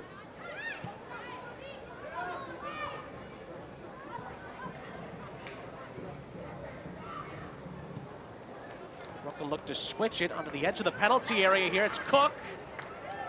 Lexington needed enough numbers there to be able to clear it. Brooklyn win the ball back here with Scarpelli, who tries the shot, and it is comfortably saved. It's so nice for Brooklyn to have a naturally left-footed player off that left side. We saw the clip ball from Scarpelli, then we see the shot right there. It's just nice because you get a different look at how they approach the field, different types of services, rather than trying to play someone who's right-footed, having to play them more inverted. So I'd like to see Brooklyn keep going through that left side. Scarpelli has the ability to help in the attack. That ball stayed in play for Lexington here. Berry on the hat trick to the byline here, and will win another Commonwealth Credit Union corner just about on the hour.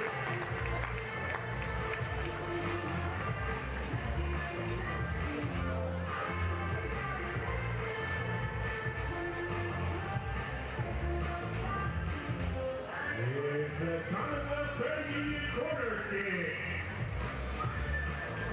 I mentioned the 2-0 scoreline. It always feels like it's on an edge here. The next goal can dictate a lot.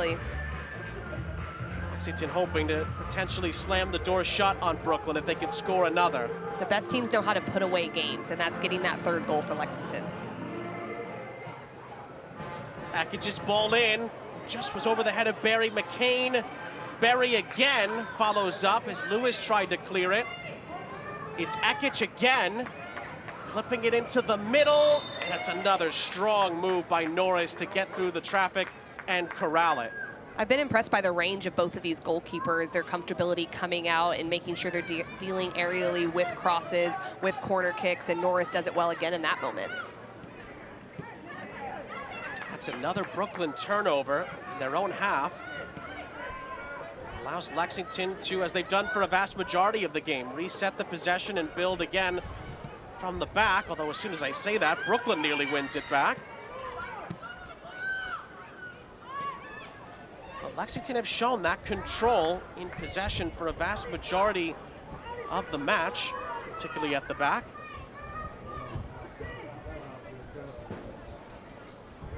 The Lexington Sporting Club is thrilled to offer Lil Kickers, an nationally acclaimed youth soccer program built for children ages 18 months to 9 years. Sessions start September 27th. Sign up at lexsporting.com/youth.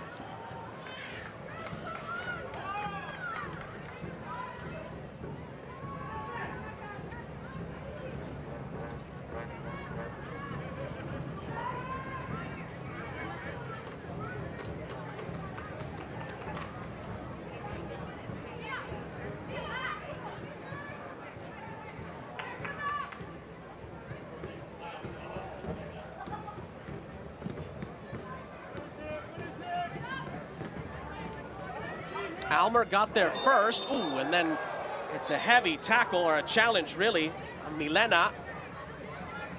No more of that, says the referee.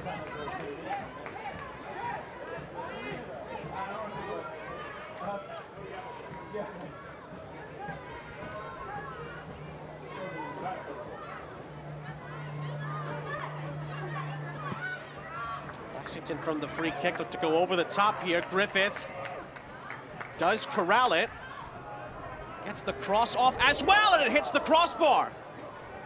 Scarpelli clears it on the back end, and Garziano makes sure. But good stepping by Bourgeois in that moment, because if she doesn't step with aggression, Garziano has time to be able to play out quite easily. They deal with pressure excellent right here. In this moment, it allows Johnson to go forward. Johnson playing it in behind for Barry, who does get there, tries to round the goalkeeper, and just was not able to finish it off after a lovely attempt. The texture on the ball from Johnson is what makes that, because Norris wants to come out, but she notices that it's a bit of a slower ball that's actually bending into the run of Catherine Barry, and then so she decides to stay. That hesitation almost costs her. If Barry flicks that with the outside of her right foot, it might be a goal. I understand why she tried to go around, but a really good moment there from the attacking group.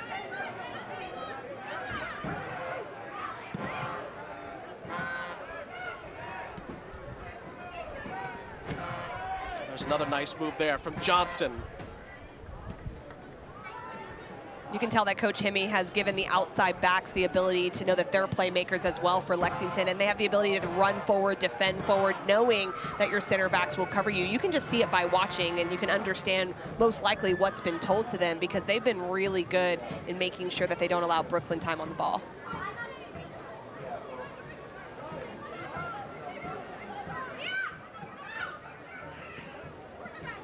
Near side, Loving. Just able to keep it alive here for Brooklyn. This is Kroger.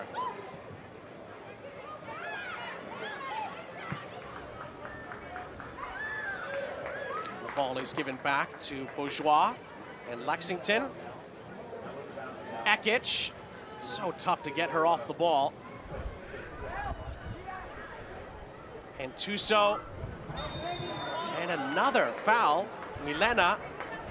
Not for the first time, and that's why the referee has brandished a yellow card for the Brazilian here.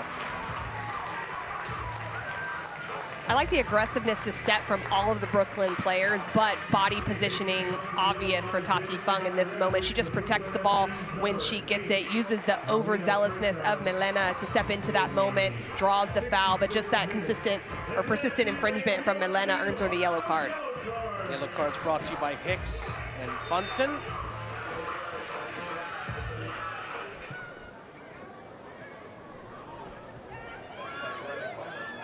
Falls for Barry, trying to head it in behind for Griffith, and Norris is there for Brooklyn. Now about 25 minutes, give or take, plus stoppage time to try to bounce back here. Well, and this is the build where it's really given them problems. You either have to find the wide spaces early, or they need to find Kroger and Milena in midfield. And there is a foul now called as the aggressiveness of Bourgeois takes out Scarpelli. And I'm a big fan of Sam Kroger, but she hasn't really gotten on the ball. And I've known her for years with the youth national team. She's so good in the holding mid and simple in possession, but she's not finding that space behind the two front runners of Lexington to get on the ball. If she can do that, or they can find her, then it pulls out people out of the forward block of midfield, and then you find more spaces to go forward.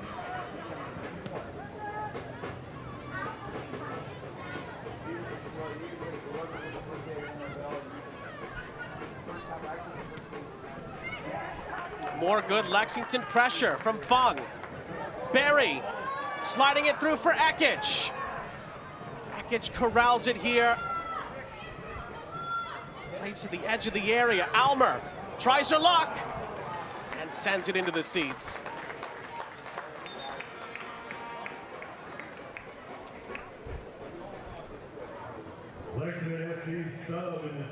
Lexington are going to make a substitution here in the 68th minute.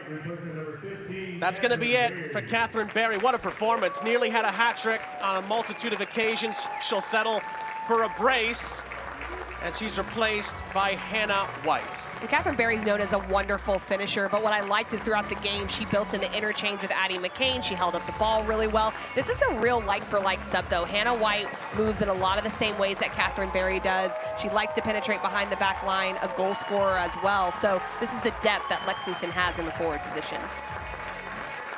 A great ovation and a job well done for Catherine Barry.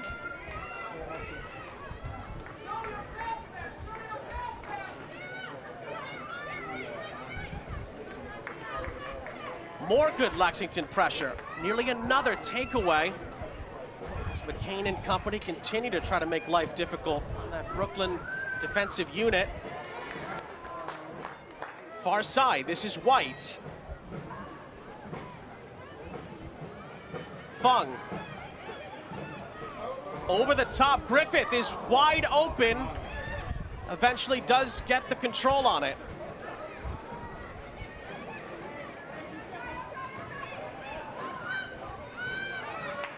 Johnson does well to find Almer, and Almer overshoots McCain. Garziano dispossessed, and it falls kindly for Griffith. Big save by Norris to keep Brooklyn afloat.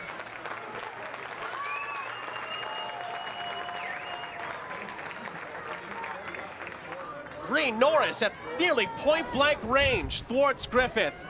Tati Fung is having a very undercover good game. She's stepping in and winning balls in midfield, then really good distribution to find Griffith on that last opportunity. But it's the defensive effort again from Lexington that's turning into the attack. I like seeing that from that group because it's a very disciplined approach. And that was the ball right there just stepping in. And it gets a little lucky there on the deflection. Griffith lifts it. You make Norris's job much easier. Still a good save, but you make Norris's job easier when you go central and you lift the ball. If that's just slotted low into a corner, then that's where that becomes a 3-0 game, and those are the marks that really can be the differentiator to take Brooklyn out of this game. Brooklyn made another change during that stoppage. Emma Loving makes way. Anna Markovic comes in off the bench for Brooklyn.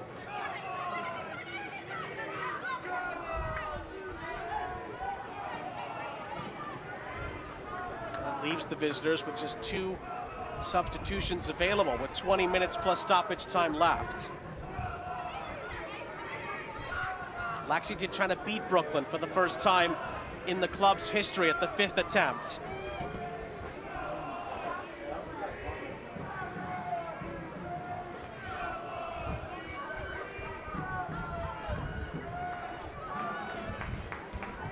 That rolls over the line, it looks like. Yes, it's going to be a Brooklyn throw, as Pantuso could not save it.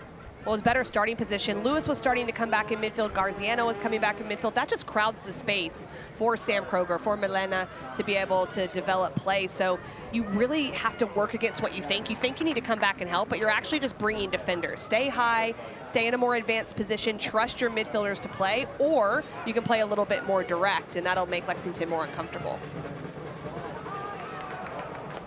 That was another chance down that far side. It just leaks over the sideline there.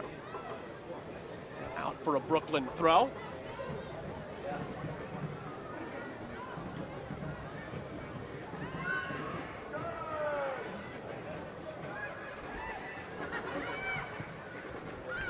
Some good build up here from Brooklyn, although that was a late challenge from Markovic, which of course just came on. And the referee has the yellow card out.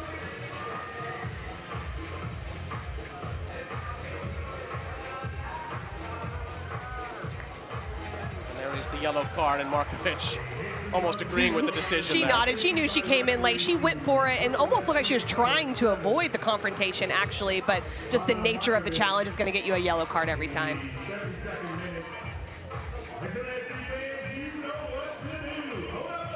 Another Hickson Funson yellow card.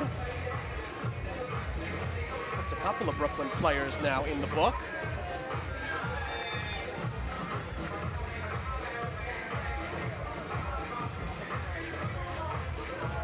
I was going to mention this as well. You know, Lexington were 2-0 down last time out at the end of August against Fort Lauderdale, and Coach Hemme thought they handled that really well. And again, so far, they've handled being up 2-0 pretty well also. There's different tests early on in the season, and you do kind of hope for that as a staff. You know you're not going to go 10 months unscathed and just go through every single game and get wins. So you want those tests early in the season to see how your team responds, where are the gaps, what are the things you need to work on. So they had to come back from it, like you said. Now they're having to protect it. And that's just more information that you can take into training, work on, and help develop throughout the year.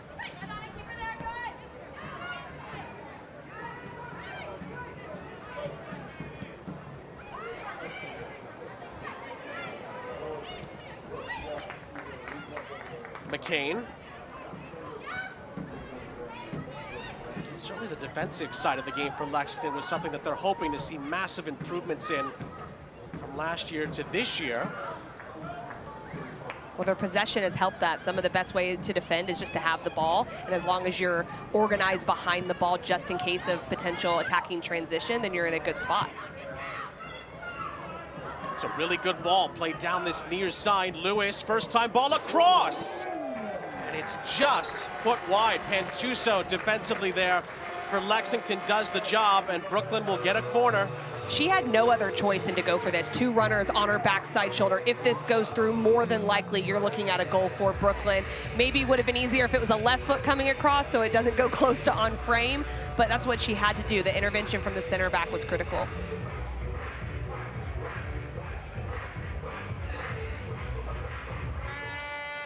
From the corner, was right towards the penalty spot.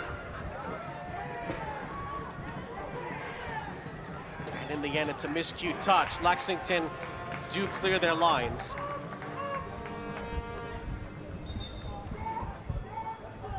just about everybody was up there for that set piece for Brooklyn.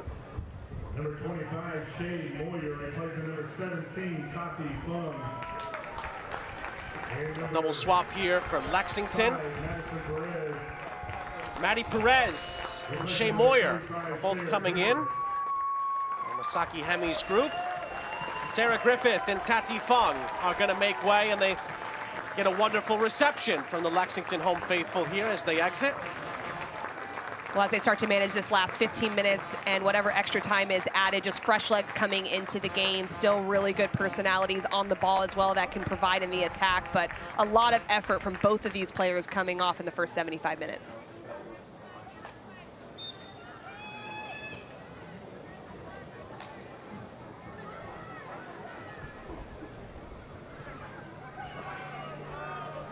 On the turn there, Garziano, Milena, bring it over the top, looking for Scarpelli, who does keep the ball in play. Scarpelli into the middle for Cook, whose header goes wide.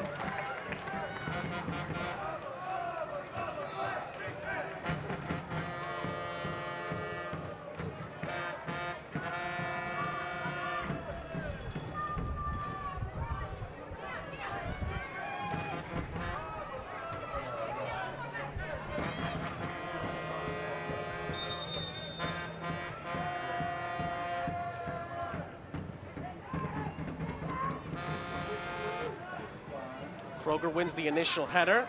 Milena out wide for Scarpelli. Oh, and Scarpelli hits the head of White, who will need a moment here.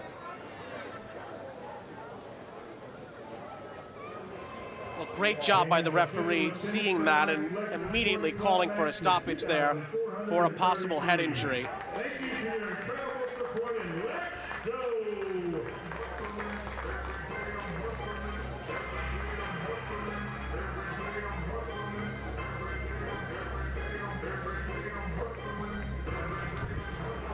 To be at pretty close range, and that's why Hannah White is being attended to here. This is really unfortunate, and you're right, it's from close range. Nothing in it from Scarpelli, just no time to be able to react for Hannah White going down immediately. Hopefully just had the wind knocked out of her, I should say, on that particular occasion. Both teams have come to their respective sidelines for this elongated period of stoppage. If there's any positive, it did look like it hit her more towards the front, and that can usually be a little bit better, but you have to check on the players in this moment from a player safety perspective just to make sure that she's okay in that moment. That's exactly where Hannah White is pointing to at the moment, her nose in the front of her face, of course. She got the brunt of that. And if she is cleared to go back on, this is a decision for the coaching staff of how long to wait, because it looks like they are saying, like, wait a little bit to make sure she's okay. So we'll see what happens there. But you're also looking at securing a win. And you give one goal up, it becomes incredibly hectic. Pressure goes up a lot if that goal goes in. So they have to decide how long they want to wait for this decision. Maybe they just go ahead and sub her. They do have Hannah Richardson, another forward, available off the bench if needed.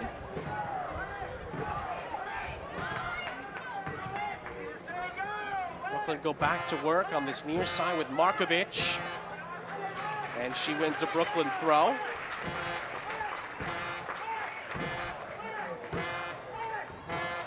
If it's going to happen for Brooklyn, it's going to have to happen relatively soon here, getting towards the final 10 minutes.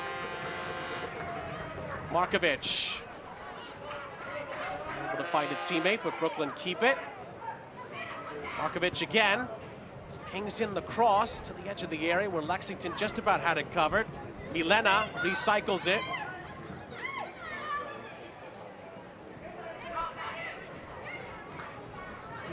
Markovic to the byline.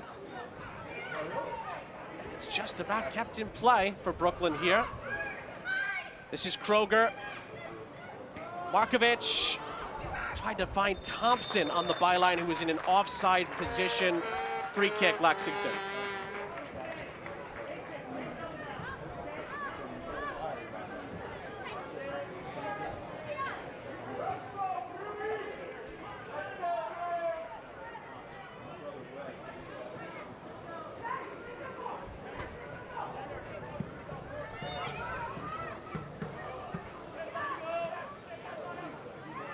challenge there from Moyer.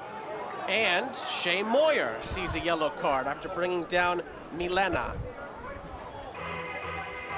Lexington's just trying to really keep a compact shape centrally. You can see they're committing a lot of numbers to that central channel. A little bit too aggressive there and trying to win the ball was Moyer. But now the wide spaces are what's going to be available for Brooklyn. If they want to try to launch an attack, try to change the point of play, get some crosses in, and make the box organization have to be really efficient from Lexington and effective in order to keep the shutout.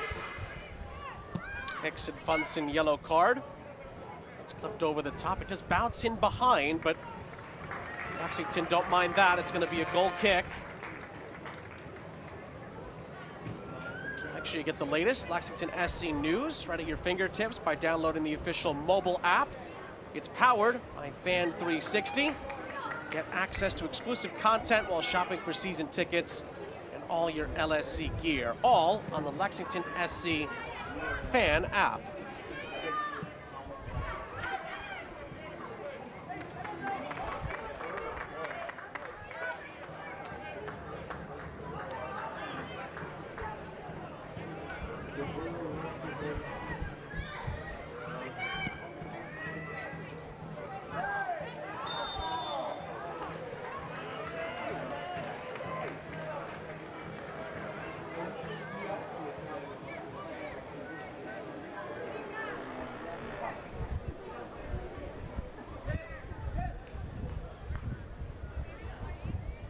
Free kick here for Sharks to take for Lexington.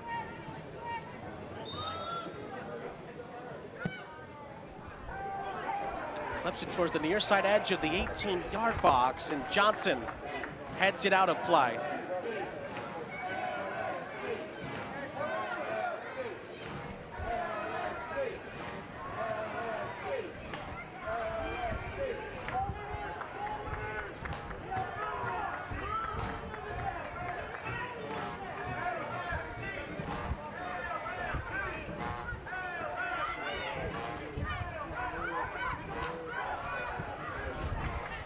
White back out there helping to lead the Lexington press. That's good to see. Well, what I like from Lexington as well is they're not just sitting back, allowing Brooklyn to get comfortable. So often you see that when you have a lead and you're trying to preserve it, that you become a little bit too passive and sitting back. And they've stayed a little bit higher up the field. When there's been opportunities to jump, they've stayed within their style of play, and they've done that. And that's got to be encouraging to see for Masaki Hemi early on in this season.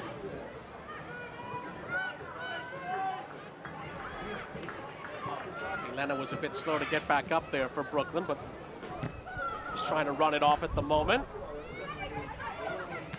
In these midfield battles, Lexington have certainly won more than their fair share in this game today. That's been another big key to the hosts' success.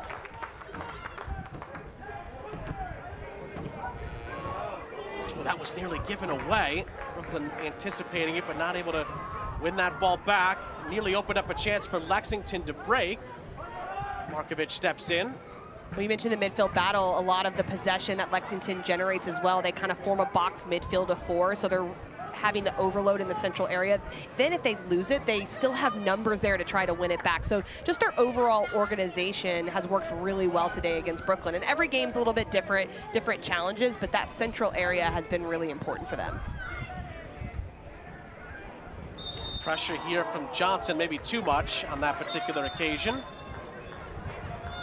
And Johnson is going to be booked for that for Lexington. It's just that little extra where she knocked the ball away. It's getting a little bit tighter now as Brooklyn's trying to launch some kind of attack and come back, and giving Johnson the yellow card. Dixon Funsfin yellow card.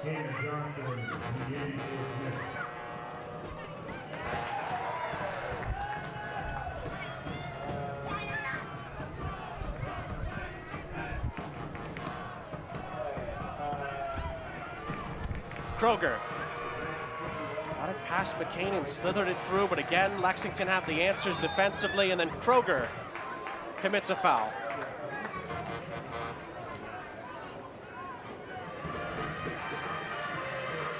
Well, fans, visit lexsporting.com to shop at the Lexington SC Team Store, your one-stop destination for all the latest LSC gear and official merchandise.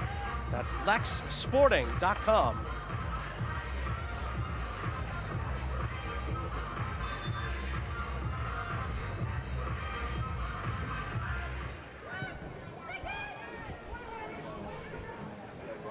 That's a miscued header.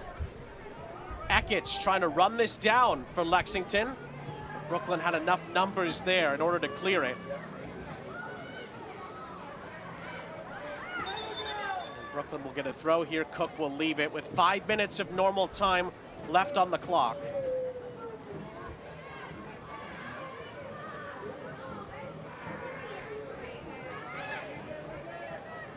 Still in the early weeks and months of this Super League season, but Lexington would be level on points with Brooklyn as well. If they were to win this game, they'd have 2 games in hand on Brooklyn as well. They'd be right there with DC Power, level on 4 points, who are currently sitting in 3rd. And both would just be a point back of 2nd place Fort Lauderdale United. Ultimately, this is a results business, and that standings, that table is what matters. But early on in the season as well, getting the first win, the confidence the players can have is important. It's clipped into the middle, headed to the outskirts of the 18-yard box where Lexington looked to pick this up. Ekic and McCain battling for it. Ekic, Perez into the center, head to the outskirts of the area, and then Johnson, commits a foul here. And Johnson was just booked a few moments ago. And the referee is going to send off Hannah Johnson here. Oh my goodness. Johnson and Lexington completely perplexed by the decision, but Lexington are down to 10 for the remainder. And Perez puts this ball in, it's headed out. Johnson is right here with Kroger, and there is the arm around near Kroger's head, but I don't think there's any intent in that. So to me, that's a bit harsh, giving a 2nd yellow card in that kind of moment, getting those cards really quickly in succession as well. Particularly after the first yellow card was a bit borderline as well. And Hannah Johnson may have been a bit hard done by there, but the fact of the matter is that Lexington are down to 10.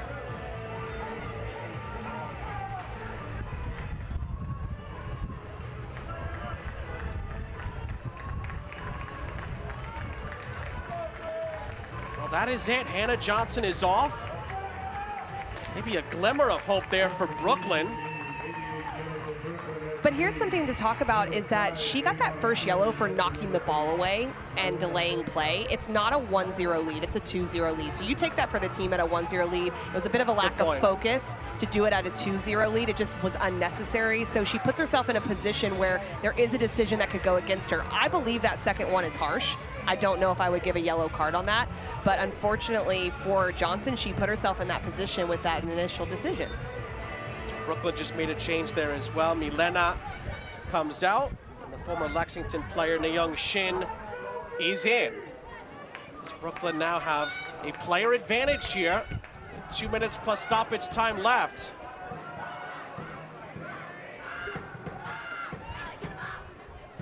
It's played to the edge of the 18 there, but Lexington do win the ball back with McCain. He tried to play it further upfield for White, but to no avail.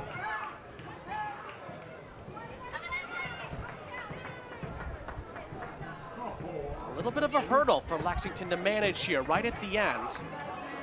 Well, I did say coaching staffs like to see their teams tested. I don't know if I meant all in this one game with different things, but they have the opportunity now to be a player down, have to manage the game in that kind of moment under pressure. They do have a little bit of the cushion with the 2-goal lead, but still a hard thing to be able to see out. Shin is there for Brooklyn to sweep that up in front of McCain.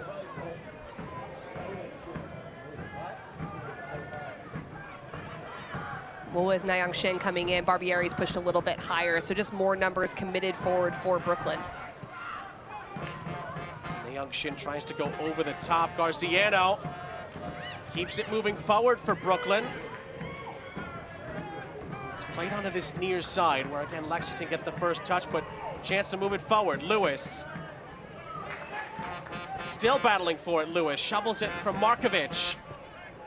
Who's cross into the middle. It's flicked towards the far side of the 18, and the shot saved by Asman.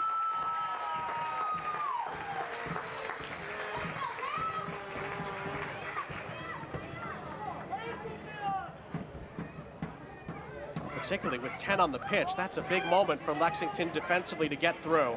It is, and Johnson had a really good game as well. I thought she was really good. She'll be a loss for the next game for Lexington, but right now they're not worried about that necessarily. Definitely just trying to see this out, and you start to think, okay, unless there's a lot of time, they might be able to do it, but still, you want to preserve a shutout as well.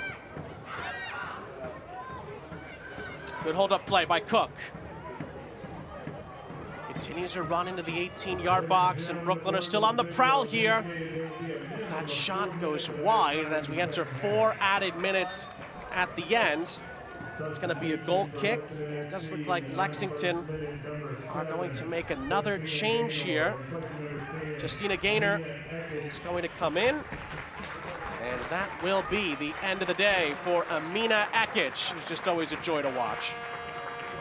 I think a big change was her going to that left side today. She got more in isolation in the 1v1. What I love about her is she has the ability to play in possession, but she also has the ability to be dangerous more vertically, and you don't see that a lot with players that can do both, and she certainly can.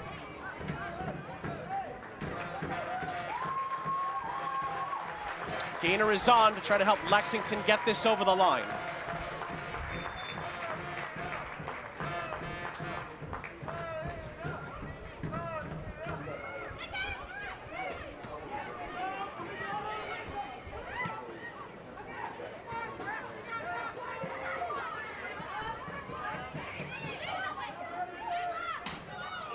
Miscue touch there leads to a Lexington takeaway.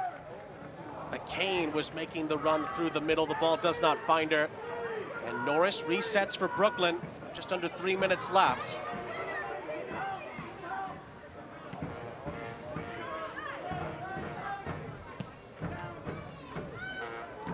Young Shin up the other end. Lewis couldn't get the follow-up.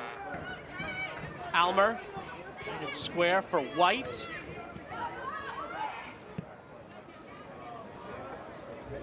Addie McCain on this near side. Young Shin will sweep that up.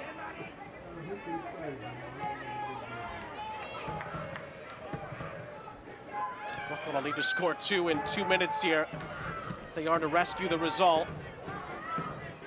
Markovic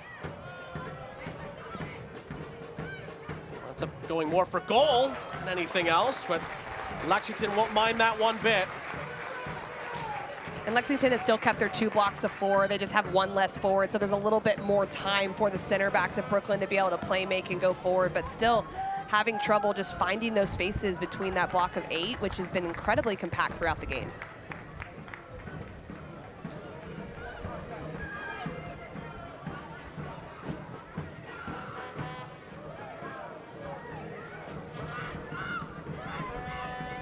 Again, Masaki Hemi told us that he wanted his team to put on a bit of a showcase here and really show the fans all the hype surrounding this team, what they're capable of.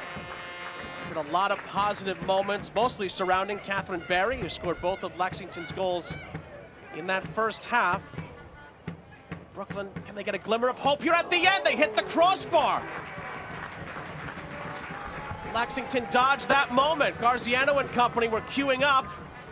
And again, Brooklyn just cannot find that finishing touch this afternoon. It was a good service, though, from the wide space, and it looks like it's Garziano that just backed up and really watched the flight of the ball, made good contact off the crossbar.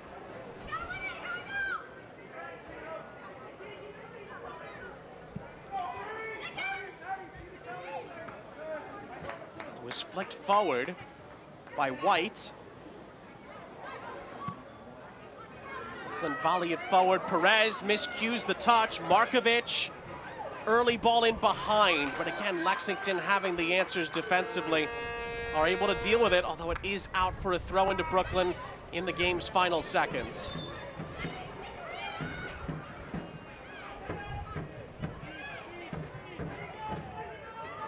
It's laid off for a ball whipped in by Barbieri.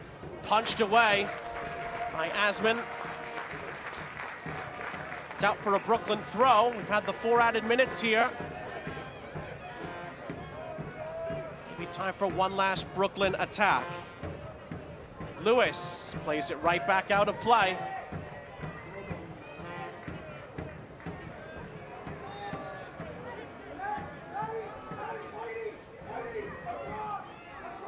Lexington will throw the ball back in.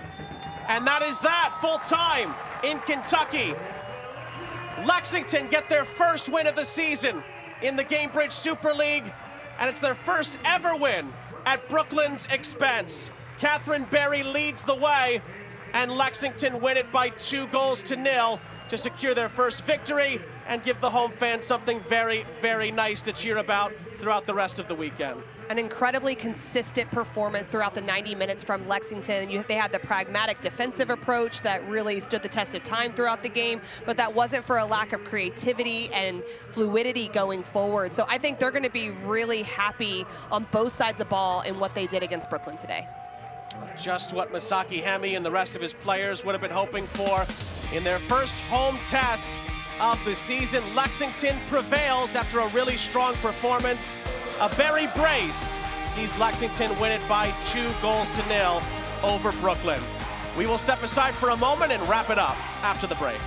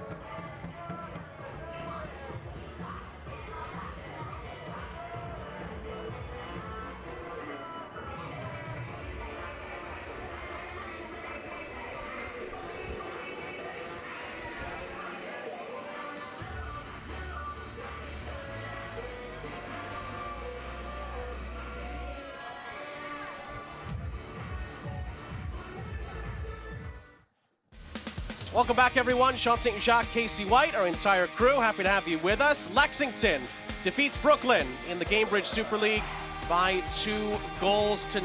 Catherine Berry getting both of them. Lexington getting their first ever win over Brooklyn.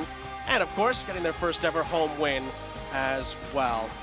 Taylor Almer, kind enough to join us pitchside here in Kentucky. Taylor, thanks so much for your time. Congratulations on the win. What were your takeaways from getting 3 points this afternoon?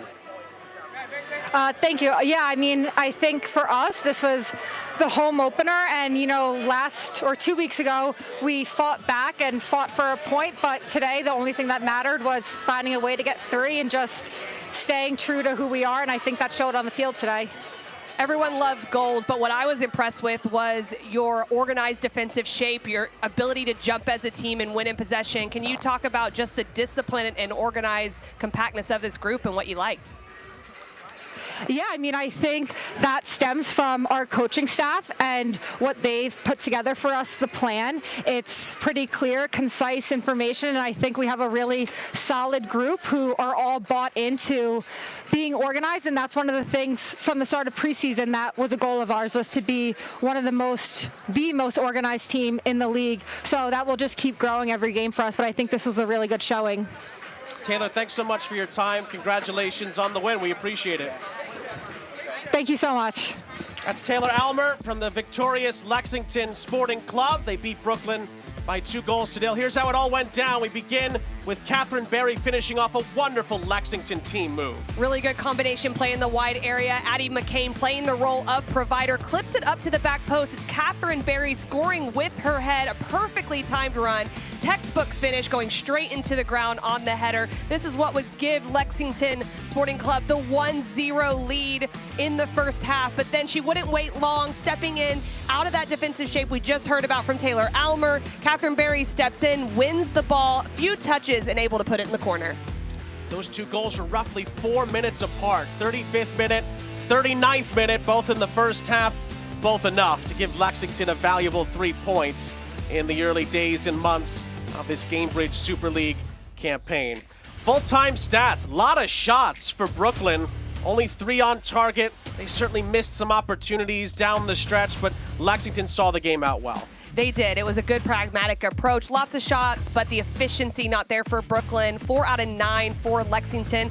Couple cards in this game, 2 to 3, and we did see the red card going to Johnson later in the game, but also the 7 corners from Lexington was dominant over the 3 for Brooklyn.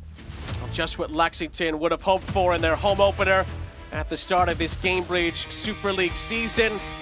Led, of course, by Catherine Berry. Both of her first half goals enough for Lexington to get all 3 points.